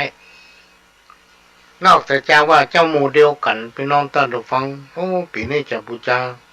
สืบชะตาลดเคราะห์บูชาจบบูชาอย่างตามความตามปีที่เพิ่นทำกันนะในวันบางปีเพิ่นจะทำกันเนาะถ้าท่านมีความประสงค์จะเอาเราก็มาแจ้งไว้ก่อนต้องมาแจ้งไว้ก่อนนะพี่น้องท่านผู้ฟังมาเขียนชื่อเขียนอย่างไว้เพราะว่าชื่อจะต้องอยู่ในเตียนวะเนาะชื่อจะต้องมีอยู่ในเตียนวะนะพี่น้องท่านผู้ฟังไม่ใช่ว่าเอามาเขียนตั้งนอกได้นะ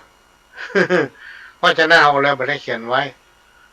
บางผู้บางท่านที่อู้อย่างอี้เนี่ยไม่ใช่มาโฆษณานะพี่น้องท่านผู้ฟังพ่อมีโคดไปหลายคนเขาไปกู้ปีเขาไปขอเตียนมันมาตึงเหมือนเขาไปมีจะได้เขาไม่ใช่แปลงขายเปิ้นมาเอาทำหามาขายโหลดพี่น้องท่านผู้ฟังถ้าท่านมีความจำเป็นแท้ๆเนี่ยมาหาแล้วมาเขียนชื่อไว้มาจองไว้เขาจะทำไว้บางคนมาถามว่าเต้าใดบ่ต้องมาถามว่าเต้าใดถ้าเอาบอกต้องอ่านต้องบางคนที่เปิ้นบ่มีเปิ้นก็ใครได้เปิ้นก็ใครแย่พี่น้องท่านผู้ฟังอันเนี้ยปัญหามีเงี้ยเปิ้นก็ใครได้ใครเนี่ยเพราะฉะนั้นเราบักตามกำลังของท่านไม่น้อยน้อยไม่นักขึ้นนักก็เอามาหารกันไปแต่ละปีนี่ขาดทุนนะพี่น้องท่านผู้ฟังพ่ออาหารกันบางคนมีสักบาทเขาขอเปิ้นไปถ้าเปิ้นจะเอาแต่ต้องมาเขียนชื่อไว้ก่อนไม่ใช่จู่ๆมาเอาไม่ได้ละโคตร จังเอาไปไปหลายเตื้อต้องได้อย่างสักเตื้อต้องแจ้งไว้ล่วงหน้าก่อนเนอะเพราะชื่อของท่านจะต้องอยู่ในเตียนพุ่นไม่ใช่ว่ามาเขียนตั้งนอกนะอันนี้ไม่ได้บอกไม่ได้ไปว่าเปิ้นแปลงเตียนขายบ่ดีบอกว่านะเพราะว่าเส้นทางครูอาจารย์ทางบ้านวิธีปฏิบัติมาอาจจะเหมือนกันแต่ของพ่อหลวงนี่ถ้ามาจองมาอู้กันไว้มันเมินมาลงชื่อลงเส้นไว้เนี่ยประท่ามาไม่ได้หมีเพราะเขาไม่ได้ทำอย่างเพื่อนคนอื่นเขาไม่ได้ทำเป็นธุรกิจไม่ได้ทำหามาขายอันนี้ก็ขอแจ้งให้ฮู้แล้วในวันที่11 เมษายน 2566 นี้ที่บ้านพ่อหลวงนี่จะมีทำบุญปู่จาครูจะทำบุญครูบาอาจารย์เนอะพี่น้องท่านผู้ฟังก็จะมีการฟังเทศน์ฟังธรรมสักผูกหนึ่งใช้เวลาเกินวันตั้งแต่9 โมงเป็นต้นไปถึงเที่ยงก็กล้าว่าปีนี้จะทำก๋วยเตี๋ยวจะตั้งบ้านนี่ทำก๋วยเตี๋ยวไว้ต้อนรับพี่น้องท่านผู้ฟังที่ไม่เอามาหามาร่วมบูชาครูด้วยกันเนอะในวันที่11 เมษายนตั้งแต่เวลา9 โมงเป็นต้นไปนี่แจ้งกันสับ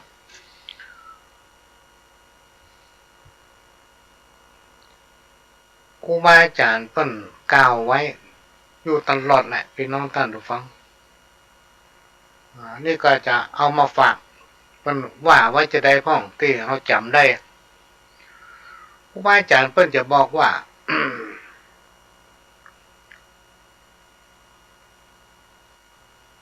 คนเราตั้งหลายเนี่ยที่มันมีปัญหากันถึงวันเนี่ยพี่น้องท่านฟังพ่ออย่างเขาตั้งหลายเนี่ยหูเบานะแถมบอกพอเอาแต่ใจตัวเก่านอกจากเป็นคนหูเบาแล้วยังพอเนี่ยเอาแต่ใจตัวเองเห็นไหมบ่ตัวใจคนอื่นบ่แบ่งใจให้คนอื่นอันเนี้ยกูจะทำแล้วเว้ยทุกใจไปบ่ทุกใจไปบ่สนใจแล้วก็ไหนโม่อย่างมันเชื่อเปิ้นโม่และในความนึกคิดก็คิดกล้าจะแก้ไขคนอื่นนะชอบฝืนนะเปิ้นว่านั่นบัดนี้นี่บัดนี้มันหมายยุ่งมันบ่เกี่ยวมันบ่คิดละขอให้กูได้ทำขอให้กูได้เนี่ยขอให้กูได้ว่าในยุคปัจจุบันเนี่ยพี่น้องท่านผู้ฟังคนเฮามักหลงลืมตัวแล้วประมาทในชีวิตนะคิดยึดติดในสิ่งที่เป็นใจของตัวเก่านะโลภอันยังโมหุนะเต็มว่ามาได้มาซึ่งประโยชน์ของตนเองและก็คนอื่น มักจะทำเมื่อคนอื่นได้รับความเดือดร้อนด้วยการยกตัวเองยกตัวเก่าขึ้นมาข่มกับคนอื่นเพราะฉะนั้นถ้าหูละว่าไผมีพฤติกรรมอย่างนี้เราจะไปใกล้มันต้องอยู่ด้วยสติปัญญาพี่น้องท่านผู้ฟังคำเนี่ยต้องพูดกันเจือคนเรามีสติปัญญามาการกู้คนอยู่ที่ว่าไผจะคิดไปทางใดคิดอย่างใดนะคนเรามีพื้นฐานความดีงามเหมือนกันกู้คนอยู่ที่ว่าเขาจะเอามาใจก่อนครูบาอาจารย์ท่านกล่าวไว้ว่าจงดับความโกรธด้วยสติดับทิฏฐิของตนเองเนี่ยด้วยปัญญาคนเรามีทิฏฐิเหมือนกันหมดทุกคนโกรธโลภหลงมีหมดเพราะฉะนั้นสิ่งทั้งหลายเราเนี่ยเขาจะต้องดับมันทำให้มันลดลงอย่างดีพี่น้องท่านผู้ฟังกรรมตำนี้กรรมว่าดีว่าให้อย่างตั้งหลายเราเนี่ยมันถึงเกิดขึ้นกับคนเฮานะดีเขาก็ว่าให้เขาก็ว่าเพราะฉะนั้นเขาจะต้องมาพิจารณาด้วยปัญญาของตนเองว่าถึงวันเอาได้ง่ายอย่าลงไปมันดีกว่าถ้ามันดีก็ทำไปเรื่อยๆถ้าสิ่งไหนที่มันเผลอพลาดทำบ่ดีไปพี่น้องท่านฟังหยุดอย่าไปทำในสมัยพุทธกาลเนี่ยพี่น้องท่านฟังแม่นว่าจาล่วงสุดพระเจ้าอาชาติศัตรูเนี่ยฆ่าแม้นกระทั่งพ่อแม่ของตัวเก่าแต่ในที่สุดได้เป็นพระอรหันต์นะได้สำเร็จมีดวงตาหันธรรมเปิ้นยังสำเร็จได้เป็นพระอรหันต์ได้พ่ออย่างพ่อเปิ้นสำนึกไงเปิ้นสำนึกแต่บาปบุญคุณและโทษที่ตนเองได้กระทำนะมันถึงมาหายแม้นว่าจะเป็นพระอรหันต์แม้นว่าจะสำนึกได้แต่มันลดลงพี่น้องท่านฟังมันสามารถผ่อนคลายได้ถ้าผ่อนคลายบ่ได้ดวงตามหาธรรมหรอกอันนี้ตำนานที่เป็นกล่าวไว้สิ่งทั้งหลายที่เป็นกล่าวไว้ในธรรมอันเป็นธรรมะคำสั่งสอนขององค์พระสัมมาสัมพุทธเจ้าที่เขาเอามาแปลกันเนี่ยพี่น้องท่านผู้ฟังหมู่เนี่ยไม่ใช่เป็นสิ่งที่สมมุตินะเป็นเรื่องจริงที่เกิดขึ้นเป็นต้นว่าความจริงเป็นสิ่งบัดตายพี่น้องท่านผู้ฟังถ้าไผมีความจริงโดยเฉพาะคำว่าสัจจะเนี่ยคำว่าสัจจะธรรมเนี่ยพี่น้องท่านผู้ฟังสามารถทำให้คนเป็นผู้เป็นคนวิเศษเลยเหมือนกับนายพรานกับพระฤาษีพระฤาษีนั่งภาวนาสุดปีสุดแรกเป็นสิบปีหูหมดว่านั่นดีนั่นบ่ดีในสมัยก่อนพุทธกาลนั้นมันจะมีโรงเรียนลูกถ้าใครจะเรียนอย่างต้องไปหาสำนักพระฤาษีพุ่นบนห้องที่สาปโมกนั่งภาวนามาเป็นสิบปีเนี่ยยำได้สักอย่างแต่นายพรานมันถือศีลกับสัจจะพี่น้องท่านผู้ฟังเวลาไม่จะไปหาสัตว์อย่างตำล่าสัตว์ล่าอย่างในป่ามันตั้งจิตอธิษฐานบอกธรณีเจ้าที่ขอเปิดปากเนี่ยสัตว์อันใดที่ควรจะตายก็ให้มาตายตรงหน้าให้มันตกลงมาตายกายให้มันโดนอันนั้นโดนอันนี้ตายกายมันก็มาเป็นอาหารถ้ามันหันเป็นตัวเป็นตีนมันก็ไม่เนี่ยเพราะมันถือสัจจะไงในที่สุดการที่มันถือสัจจะกับถือศีลอย่างเดียวเนี่ยพี่น้องท่านผู้ฟังมันสามารถห้องน้ำขึ้นไปหามันบน800ป่ะจนพระฤาษีเคล็ดมันว่าโอ้กูก็นั่งภาวนามาเป็น10 ปียังไม่สามารถที่ห้องน้ำห้วยไหลขึ้นดอยได้นายพรานคนนี้มันมีดีอย่างมาถึงห้องน้ำห้วยไหลขึ้นบนดอยพุ่นเนี่ยลองคิดพอเนี่ยสามารถถ้าเมื่อตนเองเป็นคนที่ประเสริฐได้ถ้าเรามีสัจธรรมมีความจริงมีความเที่ยงตรงซื่อสัตย์ต่อตนเองและคนอื่นบ่โกหกบ่หลอกลวงไผเนี่ยพี่น้องท่านผู้ฟังนอกจากว่าคนอื่นมาจุเฮาแล้วเฮาก็ต่อไก่เป็นเฮาไปจุคนอื่นไม่เหรออย่างนี้ก็มีนักนะพี่น้องท่านผู้ฟังไผ ภัยก็ตามถ้าปล่อยตัวปล่อยใจให้ตกเป็นทาสของอารมณ์มักจะประสบความเดือดร้อนวุ่นวายอยู่เป็นนิดแม้ว่าจะมีความรู้จะมีฐานะที่ร่ำรวยมีแก้วแหวนเงินคำมากมายขนาดไหนก็ตามก็มักจะประสบแต่ความทุกข์คือความทุกข์ทางใจความโกรธมักจะเริ่มตัวขาดสติคนเฮาเนี่ยพี่น้องตั้งหรือฟังเวลาเฮาโกรธอย่างหื้อไผ่เนี่ยมันทำได้ทุกอย่างนะแม้กระทั่งการทุบต่อยทำลายสิ่งของให้เป็นทรัพย์สินของตัวเก่าและก็เป็นทรัพย์สินของคนอื่นด้วยไฟแห่งความโกรธเนี่ยคนถึงว่าความโกรธความเกลียดนั้นเป็นไฟที่สามารถเผาผลาญได้ทุกอย่างที่มันบันดาลโทสะมันจะทำไปเพราะฉะนั้นพี่น้องท่านผู้ฟังเรื่องอะไรอย่างทั้งหลายแล้วเนี่ยถ้ามันเกิดขึ้นกับใครเราต้องพิจารณาและควบคุมโดยเฉพาะต้องพัฒนาตนเองก่อนต้องไปพอคนอื่นพอตัวเก่าหั่นแล้วก็พัฒนาตนเองเพื่อเป็นคนที่มีเหตุมีผลนะด้วยสติปัญญาตัวเขาหิหาไปพี่น้องท่านผู้ฟังเนี่ยไปอันใดที่มันทำเราอยู่ได้เนี่ยไปจะไปหูเบาจะไปเชื่อคนนั้นจะไปเชื่อคนนี้อย่างก็จ้างต้องมันต้องเกิดขึ้นกับตัวเองเอาถึงจะรู้โดยเฉพาะความเชื่อความศรัทธาเนี่ยพี่น้องท่านฟังหลายท่านมีความเชื่อพอมีความศรัทธาจนล้นความศรัทธาจนล้น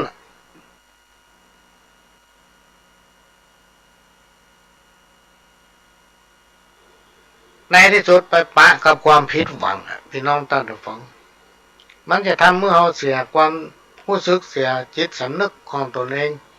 ที่มีความเชื่อความศรัทธาไปนั้นเพราะฉะนั้นการจะมีความเชื่อความศรัทธาของเรานั้นเพื่อเกิดความสุขความเจริญแก่ตัวเราไม่ว่าจะเป็นความสุขทางด้านจิตใจความสุขทางด้านการประกอบสมาชีพประจำวันเขาจะต้องมีเหตุมีผลพระเจ้าไปเชื่อไปเลยศรัทธาไปเลยทุกอย่างมันมีเหตุมีผลนะพี่น้องท่านผู้ฟังมันก็เปิดซอประวัติของหลวงพ่อครูบาพระอภัยสารทะองค์ปฐมสังฆะองค์แรกของล้านนานะให้ฟังกลัวที่เปิ้นจะมาเป็นครูบาเนี่ยพี่น้องท่านผู้ฟังจะต้องมีการปฏิบัติกิจวัตรประจำวันต้องมีธรรมะธรรมโมจะต้องมีอย่างตามที่เคยเปิดให้ฟังหลายเตื้อมันจะเป็นกันได้ง่ายๆนะพี่น้องท่านผู้ฟังบางคนเขาจะมีสตางค์เขาต้องแยกการทำงานน่ะพี่น้องท่านผู้ฟังต้องแยกการทำงานขนาดนักเขาถึงจะมีสตางค์ไงถ้าอยู่บ่ได้ไปมีจะได้เพราะฉะนั้นการที่จะเป็นอะไรอย่างขึ้นมาเนี่ยพี่น้องท่านผู้ฟังมันจะต้องมีการปฏิบัติในหลักคำสอนในตามพุทธศาสนาเนี่ยที่เพิ่นบอกว่าความเชื่อเป็นเรื่องของคนเพราะฉะนั้นเราจะต้องเชื่อในสิ่งที่ควรเชื่อฟังในสิ่งที่ควรฟังและจะไปฟังคำอู้ของคนเขาเนี่ยสำคัญพี่น้องท่านผู้ฟังคำอู้คือปากของเขาเนี่ยใครจะดีบ่ดีอยู่ที่ปากความเจริญความบ่เจริญอยู่ที่ปากเนี่ยยังไม่สำเร็จอยู่ที่ปากและการกระทำเนี่ยด้านการประกอบสัมมาอาชีพในชีวิตประจำวันนะทำไปพี่น้องท่านฟังเขามีความเชื่อความศรัทธาที่จะช่วยให้บรรเทาความทุกข์โศกเศร้าเสียใจได้ก็ต้องพิจารณาแล้วก็ทำไปครูบาอาจารย์ท่านกล่าวว่าบาปบุญคุณและโทษนั้นมันช่วยผ่อนคลายวิกฤตทางด้านจิตใจ เพราะฉะนั้นความเชื่อความศรัทธาจึงช่วยให้ทำให้ใจเฮาสบายสบายพี่น้องท่านผู้ฟังแต่จะไปเชื่อนักเกินบางคนให้เชื่อแต่เชื่อว่าโอ้พอผิดหวังมาหน่อยพี่น้องท่านผู้ฟังเสื่อมหมดการที่เคยเชื่ออย่างเนี้ยต่อมาไปเชื่ออย่างสักอย่างนี่ก็มีนะพี่น้องท่านผู้ฟังเพราะฉะนั้นการพบปะกับคนการคบหากับคนถือว่าเราได้ทำบุญร่วมกันมาเนี่ยทุกอย่างมันจะมีเหตุมีผลการพบปะกับคนนั้นคนนี้ได้คบหาสมาคมร่วมกิจกรรมกับอันนั้นอันนี้เดี๋ยวจะรู้พฤติกรรมของแต่ละคนความเป็นจะได้ตั้งหลายเนี่ยพี่น้องท่านผู้ฟังที่มันเป็นคนห้องว่าสภาพแวดล้อมบอกว่าจะเป็นทั้งด้านสังคมรอบตัวเฮาใกล้ๆตัวเฮาเนี่ยพี่น้องท่านผู้ฟังมันจะมีผลดีผลบ่ดีมันจะขึ้นอยู่กับตัวเฮาเพราะฉะนั้นวิธีป้องกันความทุกข์ความยากความโศกเศร้าเสียใจมีไผต้องการเฮาป้องกันเมื่อมาเกิดกับตัวเฮาต้องใช้สติปัญญาของเฮาเนี่ยควบคุมการประพฤติของตนเองนะการประพฤติของตัวเก่าแก้ไขในตนเองอยู่ถึงวันนะจะไปมัวพอกับคนอื่นต้องพอตัวเก่าเพราะปัญหาที่มันเกิดเพราะคนเราตั้งหลายเมาเพ่งกับคนอื่น มาฟังข้าวเหตุบทหนึ่งของแม่วิสีแก้วศิรินมโนในหัวใจผู้ลุกป่อเจ้ายอมตุกเพื่อลูกบุตรีเพื่อให้เจ้าลูกรักได้อยู่สุขีเงินทองบ่มีป่อหามาให้ขออย่างเดียวลูกจะไปดื้ออย่าเป็นนักเลงเก่งไรพ่อแม่สอนยังเฮ้ยจำเอาไว้ชีวิตจะได้ตีคากลัวอนาคตลูกมีปัญหาคงข่าวกัญชาสุราน้ำเหล้าอย่าไปสนใจมันเนอลูกเต้าชีวิตของเฮากล้านักอย่าไปมั่วสุมเสพทุนโจ้ลักมันจับห้อนไม่ทีรุนเมื่อมีเงินทองนักมีแต่เพื่อนแต่ฝูง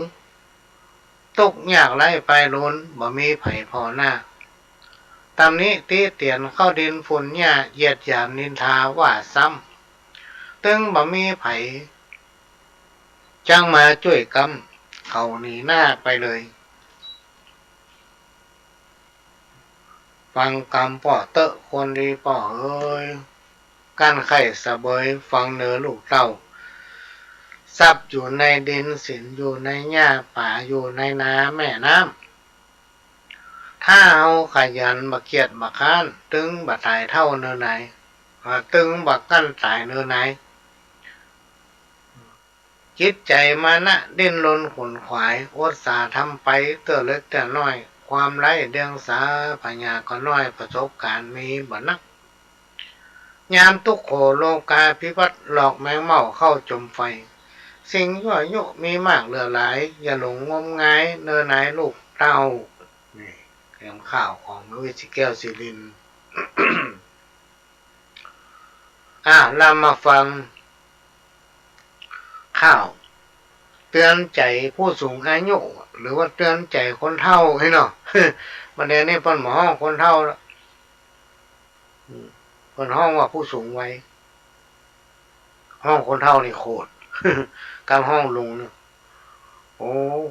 ป้อยฆ่ากันตายหลายที่นะที่เขาห้องลุงนี่นะ โอ้กูซาย้อมผมมาจนดำมิกกับห้องลุงอยู่ คนเฒ่าแก่แล้วไปเนี่ยอย่างแถมผมขาวพอแซมผมดำพอเสี่ยงทำใจดีๆอย่ามีหม่นเมี่ยงยิ้มไปหัวเราะจะไปจดทำใจเจิ้นบานการงานอย่างงดทำแต่น้อยพอแหง ลูกมาเมื่อเจ้านึ่งข้าวอุ่นแกงถ้าบ่มีแหงปล่อยให้ลูกเต้าเฮาต้องรักษาหน้าตาลูกเบ้าทุกวันไปเมื่อเจ้าแต่งหน้าหวีผมตั้งแต่หัวถึงเท้าแปรงฟันก่อนเข้าเตาไฟแปรงฟันตอนเจ้าเชื้อโรคอาศัยอู้กระไผ่ผู้ใดมีกลิ่นปากเจ้าลางกินข้าวทุกมื้อควรแปรงฟันด้วยอย่าละต้านมีฟันปลอมจวนกินสะปะควักออกมาล้างได้เป็นขาวจะยิ้มก็เสน่ห์ดีฟันขาวเขี้ยวจะยืนยาวบาดเจ็บป่วยได้ออกกำลังกายไปมาเหนือใต้ลุกย่างเดินเตียว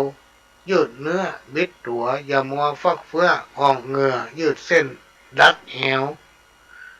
อาหารทุกมื้อกินของอ่อนเหนียวหาน้ำมาแต้วไว้ที่ปังข้างเหล้ายาป่าปิ้งบัดห้ามาอ้างลาบซ่าเบาบางพ่องเตอะกินจำพวกผักผลไม้เยอะๆยกเว้นพวกอาหารไขมันบุหรี่ก็แล้วเฮือเลิกเหมือนกันควันมันระวังเป็นมะเร็งได้ถ้าไผ่สูบไหนอย่าเข้าไปใกล้คดนี่ไวๆหลีกเว้นหาที่โปร่ง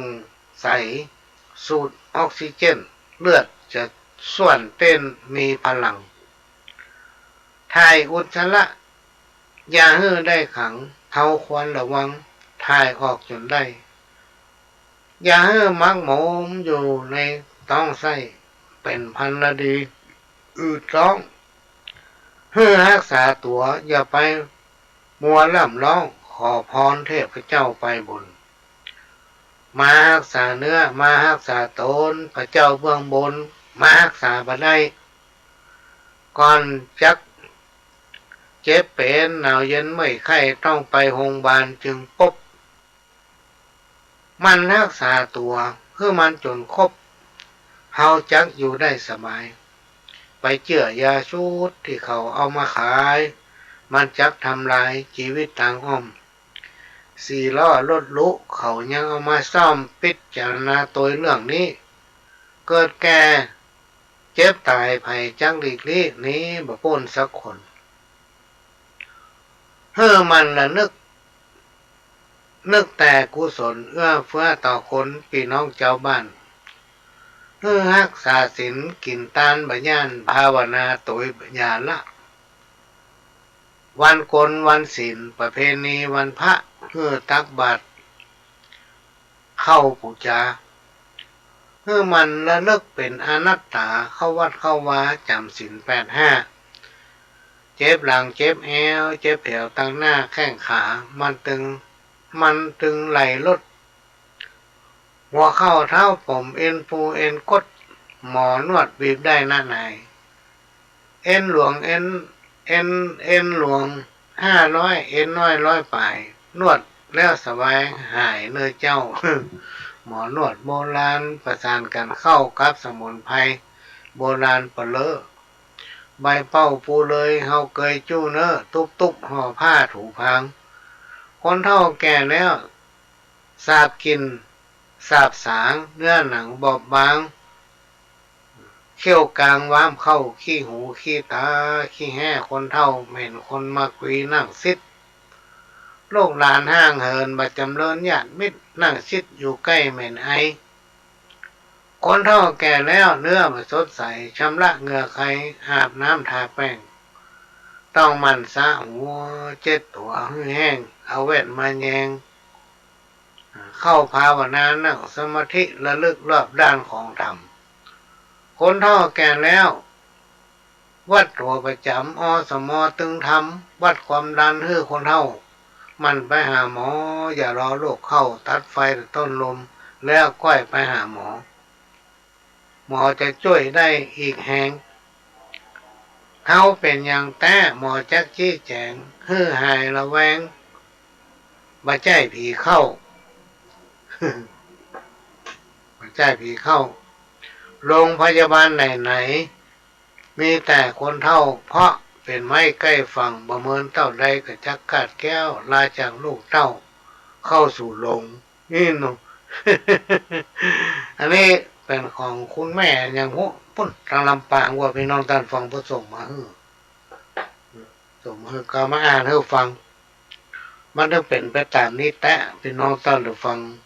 ซึ่งคนเราทุกคนนะถึงหนีบ่พ้นนะถึงหนีบ่พ้นแต่ว่าสิ่งที่เราจะต้องคนควายหาก็คือศีลธรรมธรรมะนะธรรมะขององค์พระสัมมาสัมพุทธเจ้าเนี่ยพี่น้องท่านฟังทั่วโลกพื้นฟ้าหน้าแผ่นดินเนี่ยเป็นยอมครับว่ามาทำเมื่อคนทั้งหลายในเมืองมนุษย์ในโลกมนุษย์เนี่ยฮักกันนะพี่น้องท่านฟังธรรมะนี่นะมันเป็นคำสั่งสอนของพระสัมมาสัมพุทธเจ้านะแล้วมันบักเก่า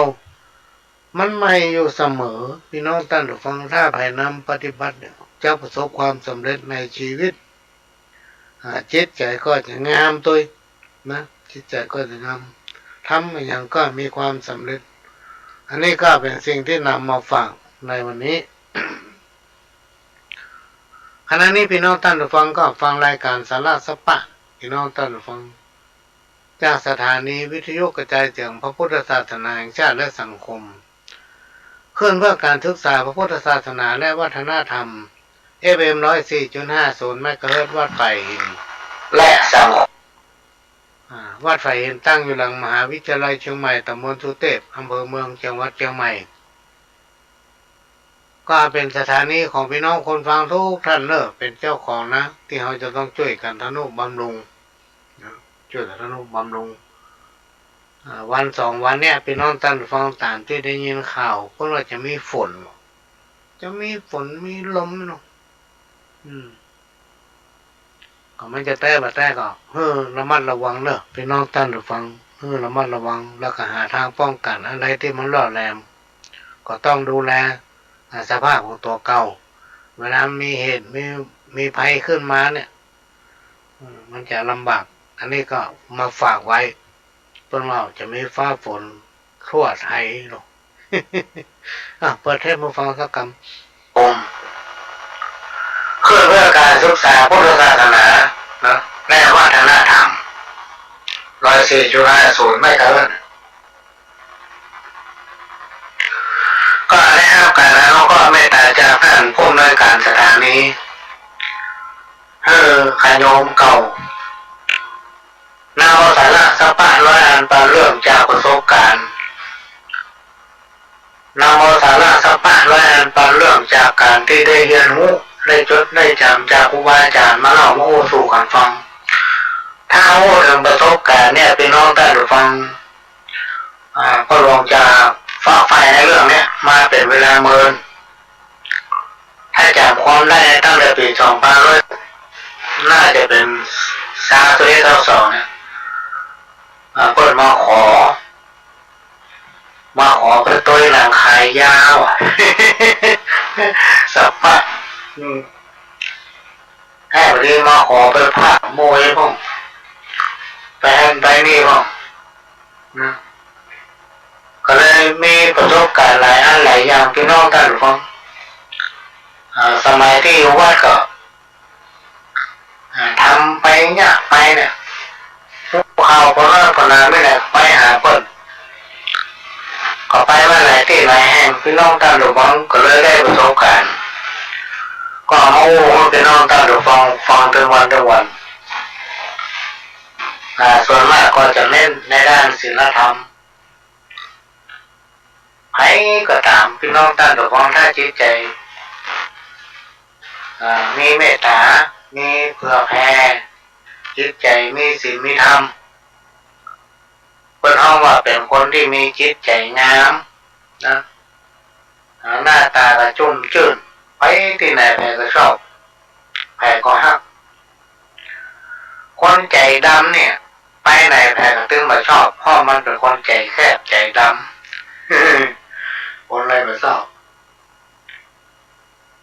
จ้าประสบการณ์ในอะไรอย่างเนี่ยพี่น้องท่านฟังนำมาเล่านะกู้กันฟังสิ่งที่ เอาหันว่าอันนี้มันดีมันมีความสำเร็จถ้าทำแล้วดี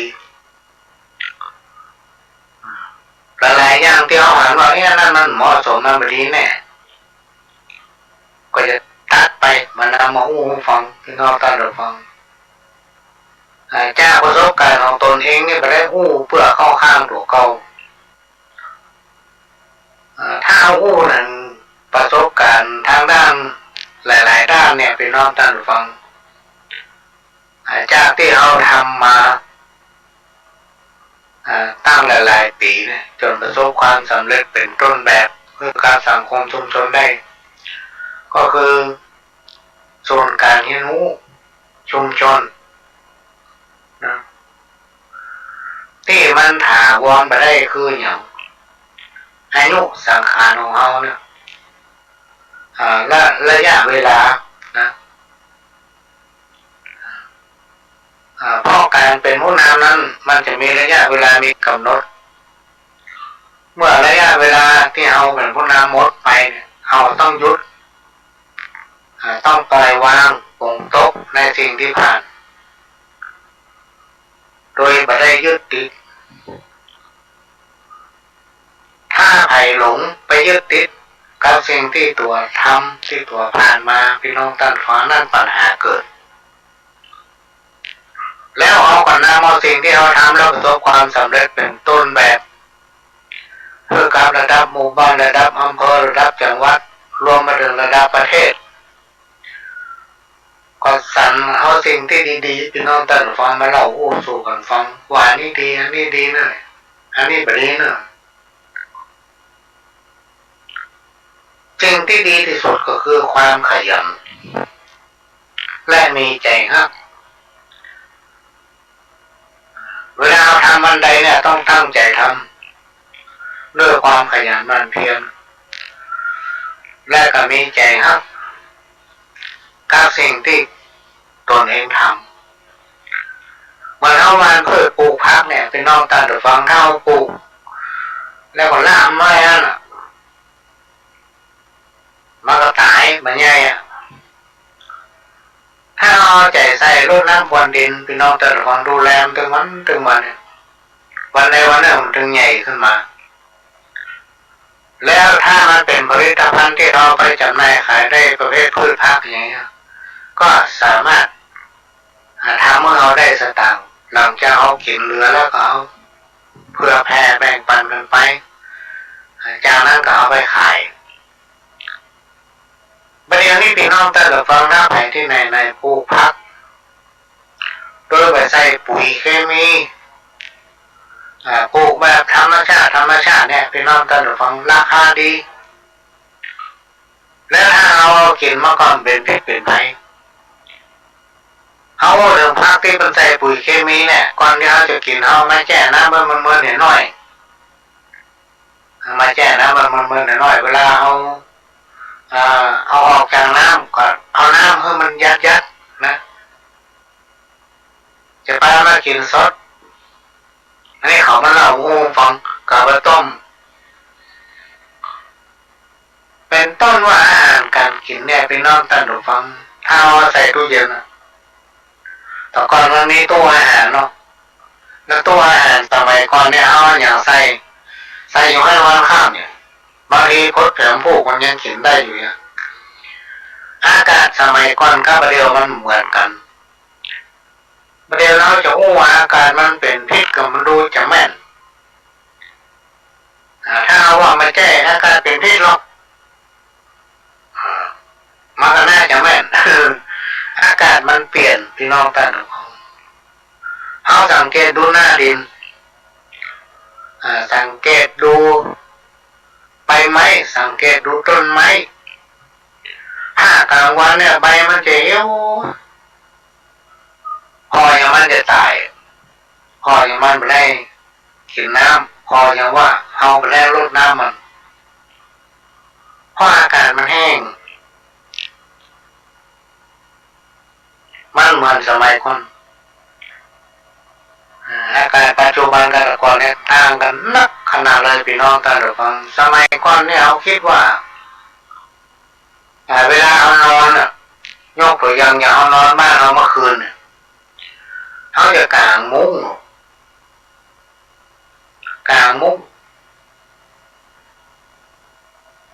ถ้ามันร้อนแรงก็มีกระดาษแข็งเนี่ยอันหนึ่งเอาวีไปน้อยเดียวนะประมาณสัก3 ทุ่ม 4 ทุ่มมองกันอากาศเปลี่ยนแล้วเริ่มอากาศดีขึ้นเขาก็อยู่กันได้ปัจจุบันนี่กางมุ้งมาได้เลยนะพี่น้องท่านผู้ฟังจะเป็นปีอยู่ในบ้านตัวเก่านะร้อนเพราะอากาศมันเปลี่ยน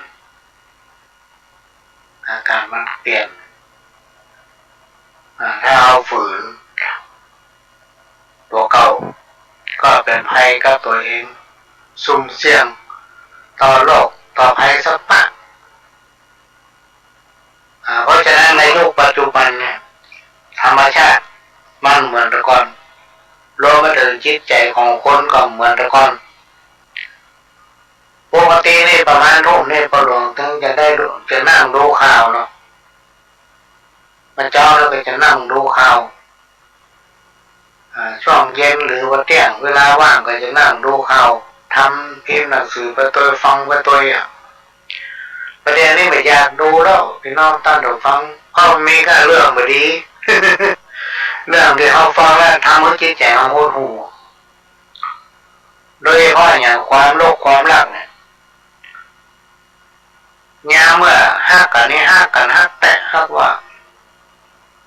คิดใจกันมาหน่อยเดียวฆ่ากันนะพี่น้องตั้งแต่ฟังมีแน่มัดในข่าวนี่อาการที่ผิดปกติผิดมนุษย์ผิดคนเกิดขึ้นตึงวันในบ้านเมืองเราเพราะฉะนั้นในฐานะที่เราเป็นผู้สูงวัยพี่น้องท่านผู้ฟังเราจะต้องสรรหาดึงเอาลูกเต้าเราหลานเนี่ยเข้าหาธรรมะหรือว่าเข้าวัดเข้าวายล่ะการเข้าหาธรรมะเนี่ยพี่น้องท่านผู้ฟังมันจะทำให้จิตใจเราเนี่ยดีขึ้นนะหูจักดีหูจักบ่ดีนะโอ้อันนี้มันดีโลอันนี้มันดีโลเมื่อหูจักอันนั้นดีอันนี้บ่ดีและในที่สุดเอาจะหูจักตนเองนะจะหูจักตนเองจะบริหารตนเองได้การบริหารตนเองก็จะต้องทำตนเอง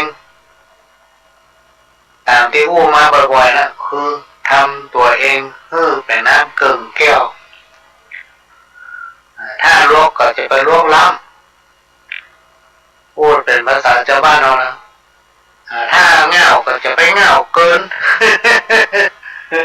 บางคนนี่ลวกแต่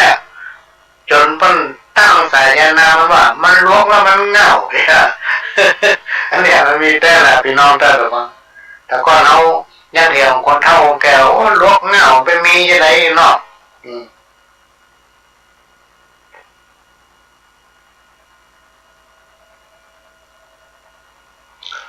แต่ว่ามันมีแต่ลวก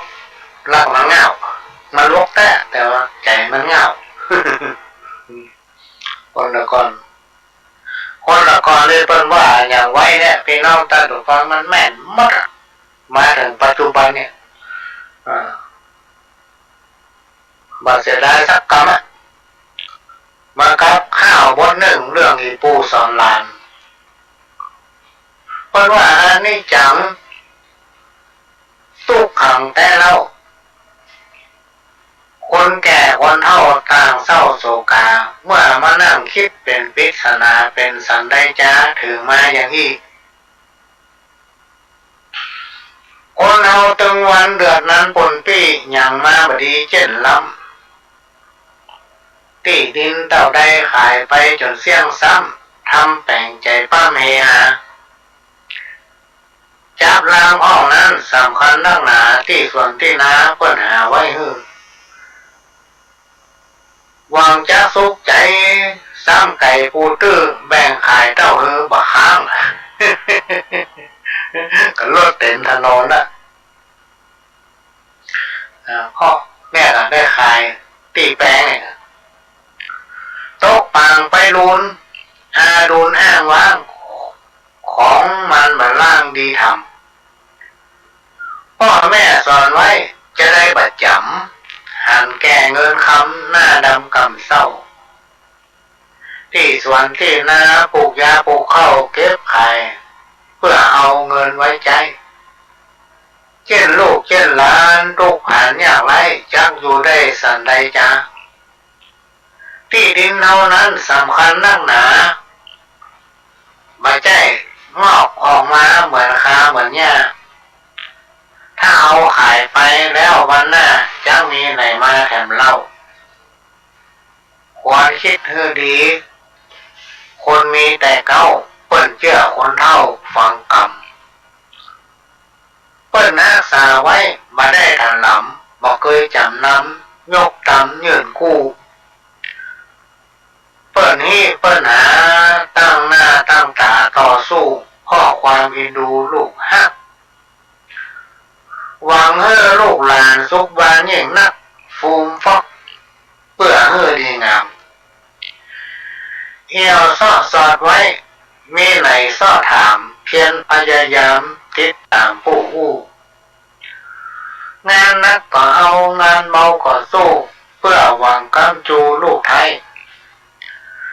ที่ส่วนที่นาซ่อหามาไว้เต้าที่หาได้เอามาบ้านเดี๋ยวนี้มีไหนจะหาที่ให้ที่นาปูหญ้ามอบให้เป็นจะได้มารักษาอย่างมาซื้อบื้อตีดินเต้าบักคักลูกหลานตั้งตังมีหวังห้างว่างเขียมที่ปลูกสร้างเต็มทีจำเป็นต้องย้ายคนขายถอยหนีที่ดินบ่มีเป็นดีให้บ่มีอย่างเหลือตั้งใต้เพราะมีเท่าใดก็เรียบร้อยเพื่อหู้คิงมาน้ำตาปอย้อยมีแต่เศร้าส้อยสมสารเติงขาดเติงมือต้องซื้อข้าวสารสหาทำงานเนี่ยการนอกบ้านไข้ปูไข้ฟังหมดหวังทุกด้านแสนทรมานยิ่งล้ำเงินทองได้มาก็ปาเสียงซ้ำจ่ายเสียทุกค่ำทุกปลายทุกวันหัวอกสะแม่งกินแรงได้ขายเพื่อหูพอไว้ใจหายใจเต้นมีงัวมีควายเก็บไข่เป็นเส้นเขียมบริเวณที่ไว้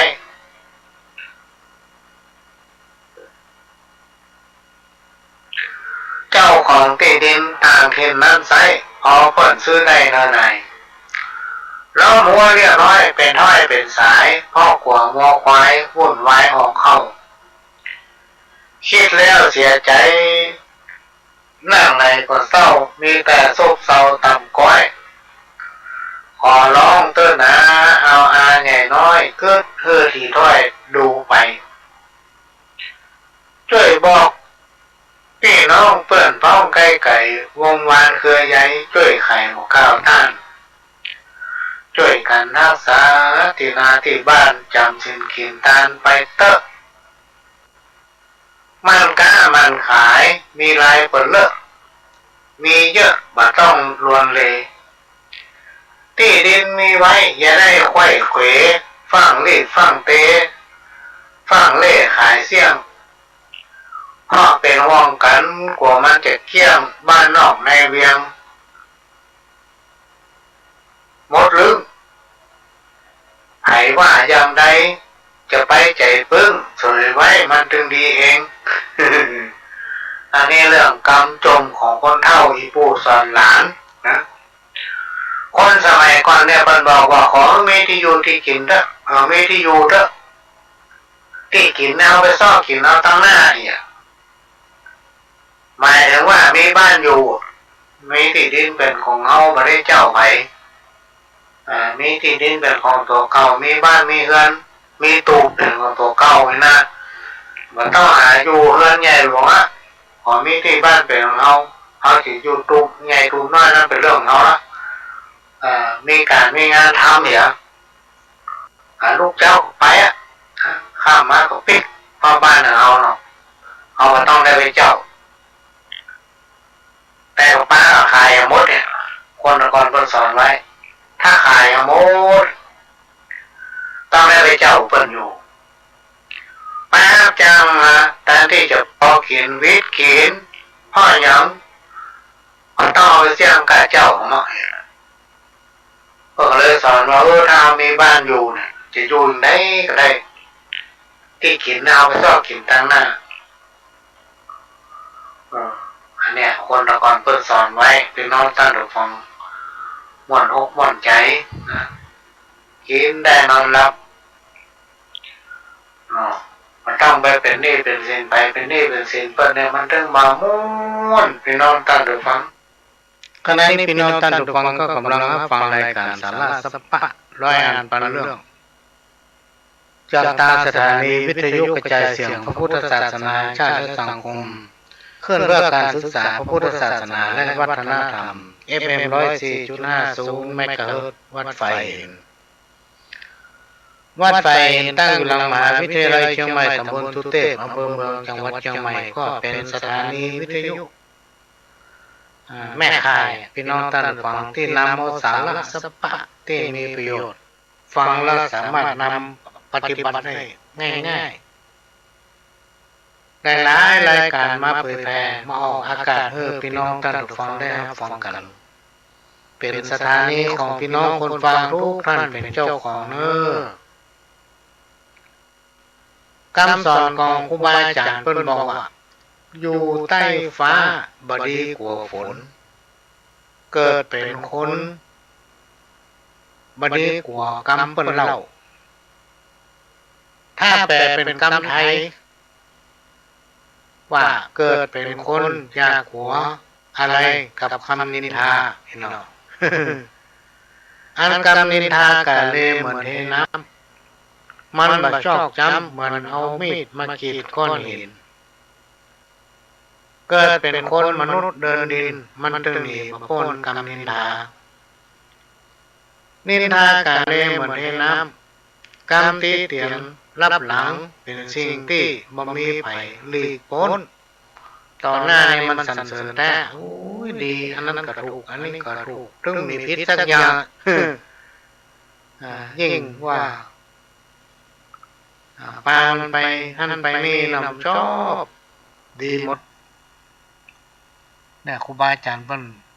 เคยกล่าวไว้ว่ากรรมตำนี้ติเตียนเนี่ยสิ่งที่มันจะว่าเอาบดีเนี่ยพี่น้องท่านฟังตอนหน้าเพิ่งว่ามันจะว่ารับหลังอันนั้นก็บดีอันนี้ก็บดีที่กล่าวมาเนี่ยมันเป็นสิ่งที่อยู่คู่กับโลกใบเนี่ยที่เราอยู่กันถึงวันเนี่ยตลาดใดที่ยังมีคนมนุษย์เราอยู่บนโลกใบนี้ก็จะต้องมีสองอย่างเนี่ยนินทากาเลต่อหน้าและรับหลังอยู่คู่กันไป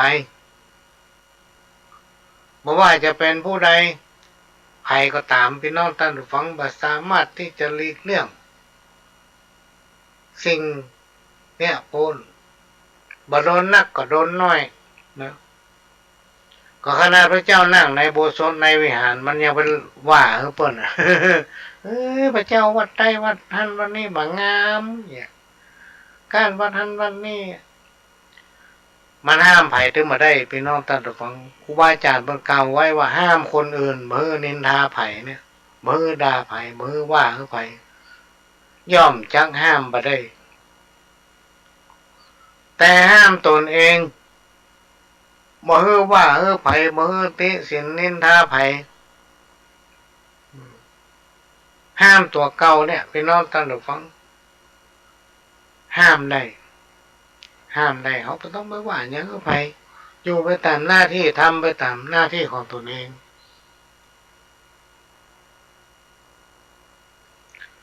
แล้วก็สอนลูกสอนหลานให้เป็นคนดีของพ่อของแม่ให้เป็นคนดีของปู่ของย่าสอนลูกสอนหลานเขาพี่น้องตั้งหรือเปล่าบดีเพ่งกล้าคนอื่นต้องเพ่งดูตนเองในสังคมชุมชนใดถ้ามีคนใจแคบนักมาฮักกันนี่นะบ่มีความสามัคคีเพราะเขาว่าเป็นสังคมที่แรงน้ำใจต่อกันและกันนั่นเองสังคมชุมชนนั้นพี่น้องท่านผู้ฟังบ่มีทางที่จะอยู่เย็นเป็นสุขนะตองพอตะโบราณเพิ่นถึงว่าหรอกบริวารมาเพราะมีน้ำใจบริวารหนีเพราะน้ำใจลดบริวารหมดเพราะน้ำใจแห้งคนเฮาพี่น้องท่านผู้ฟัง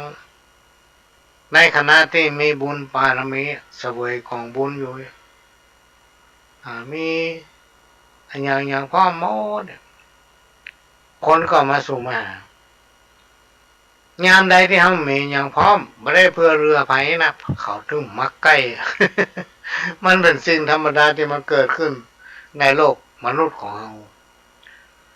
ในโลกมนุษย์ของเราเนี่ยพี่น้องท่านผู้ฟังถ้าไผ่ได้มาเกิดเป็นคนเนี่ยโอ้เป็นถือว่ามีบุญที่สุดถือว่ามีบุญและคนเราเนี่ยสามารถสั่งสมบุญได้นอกจากว่า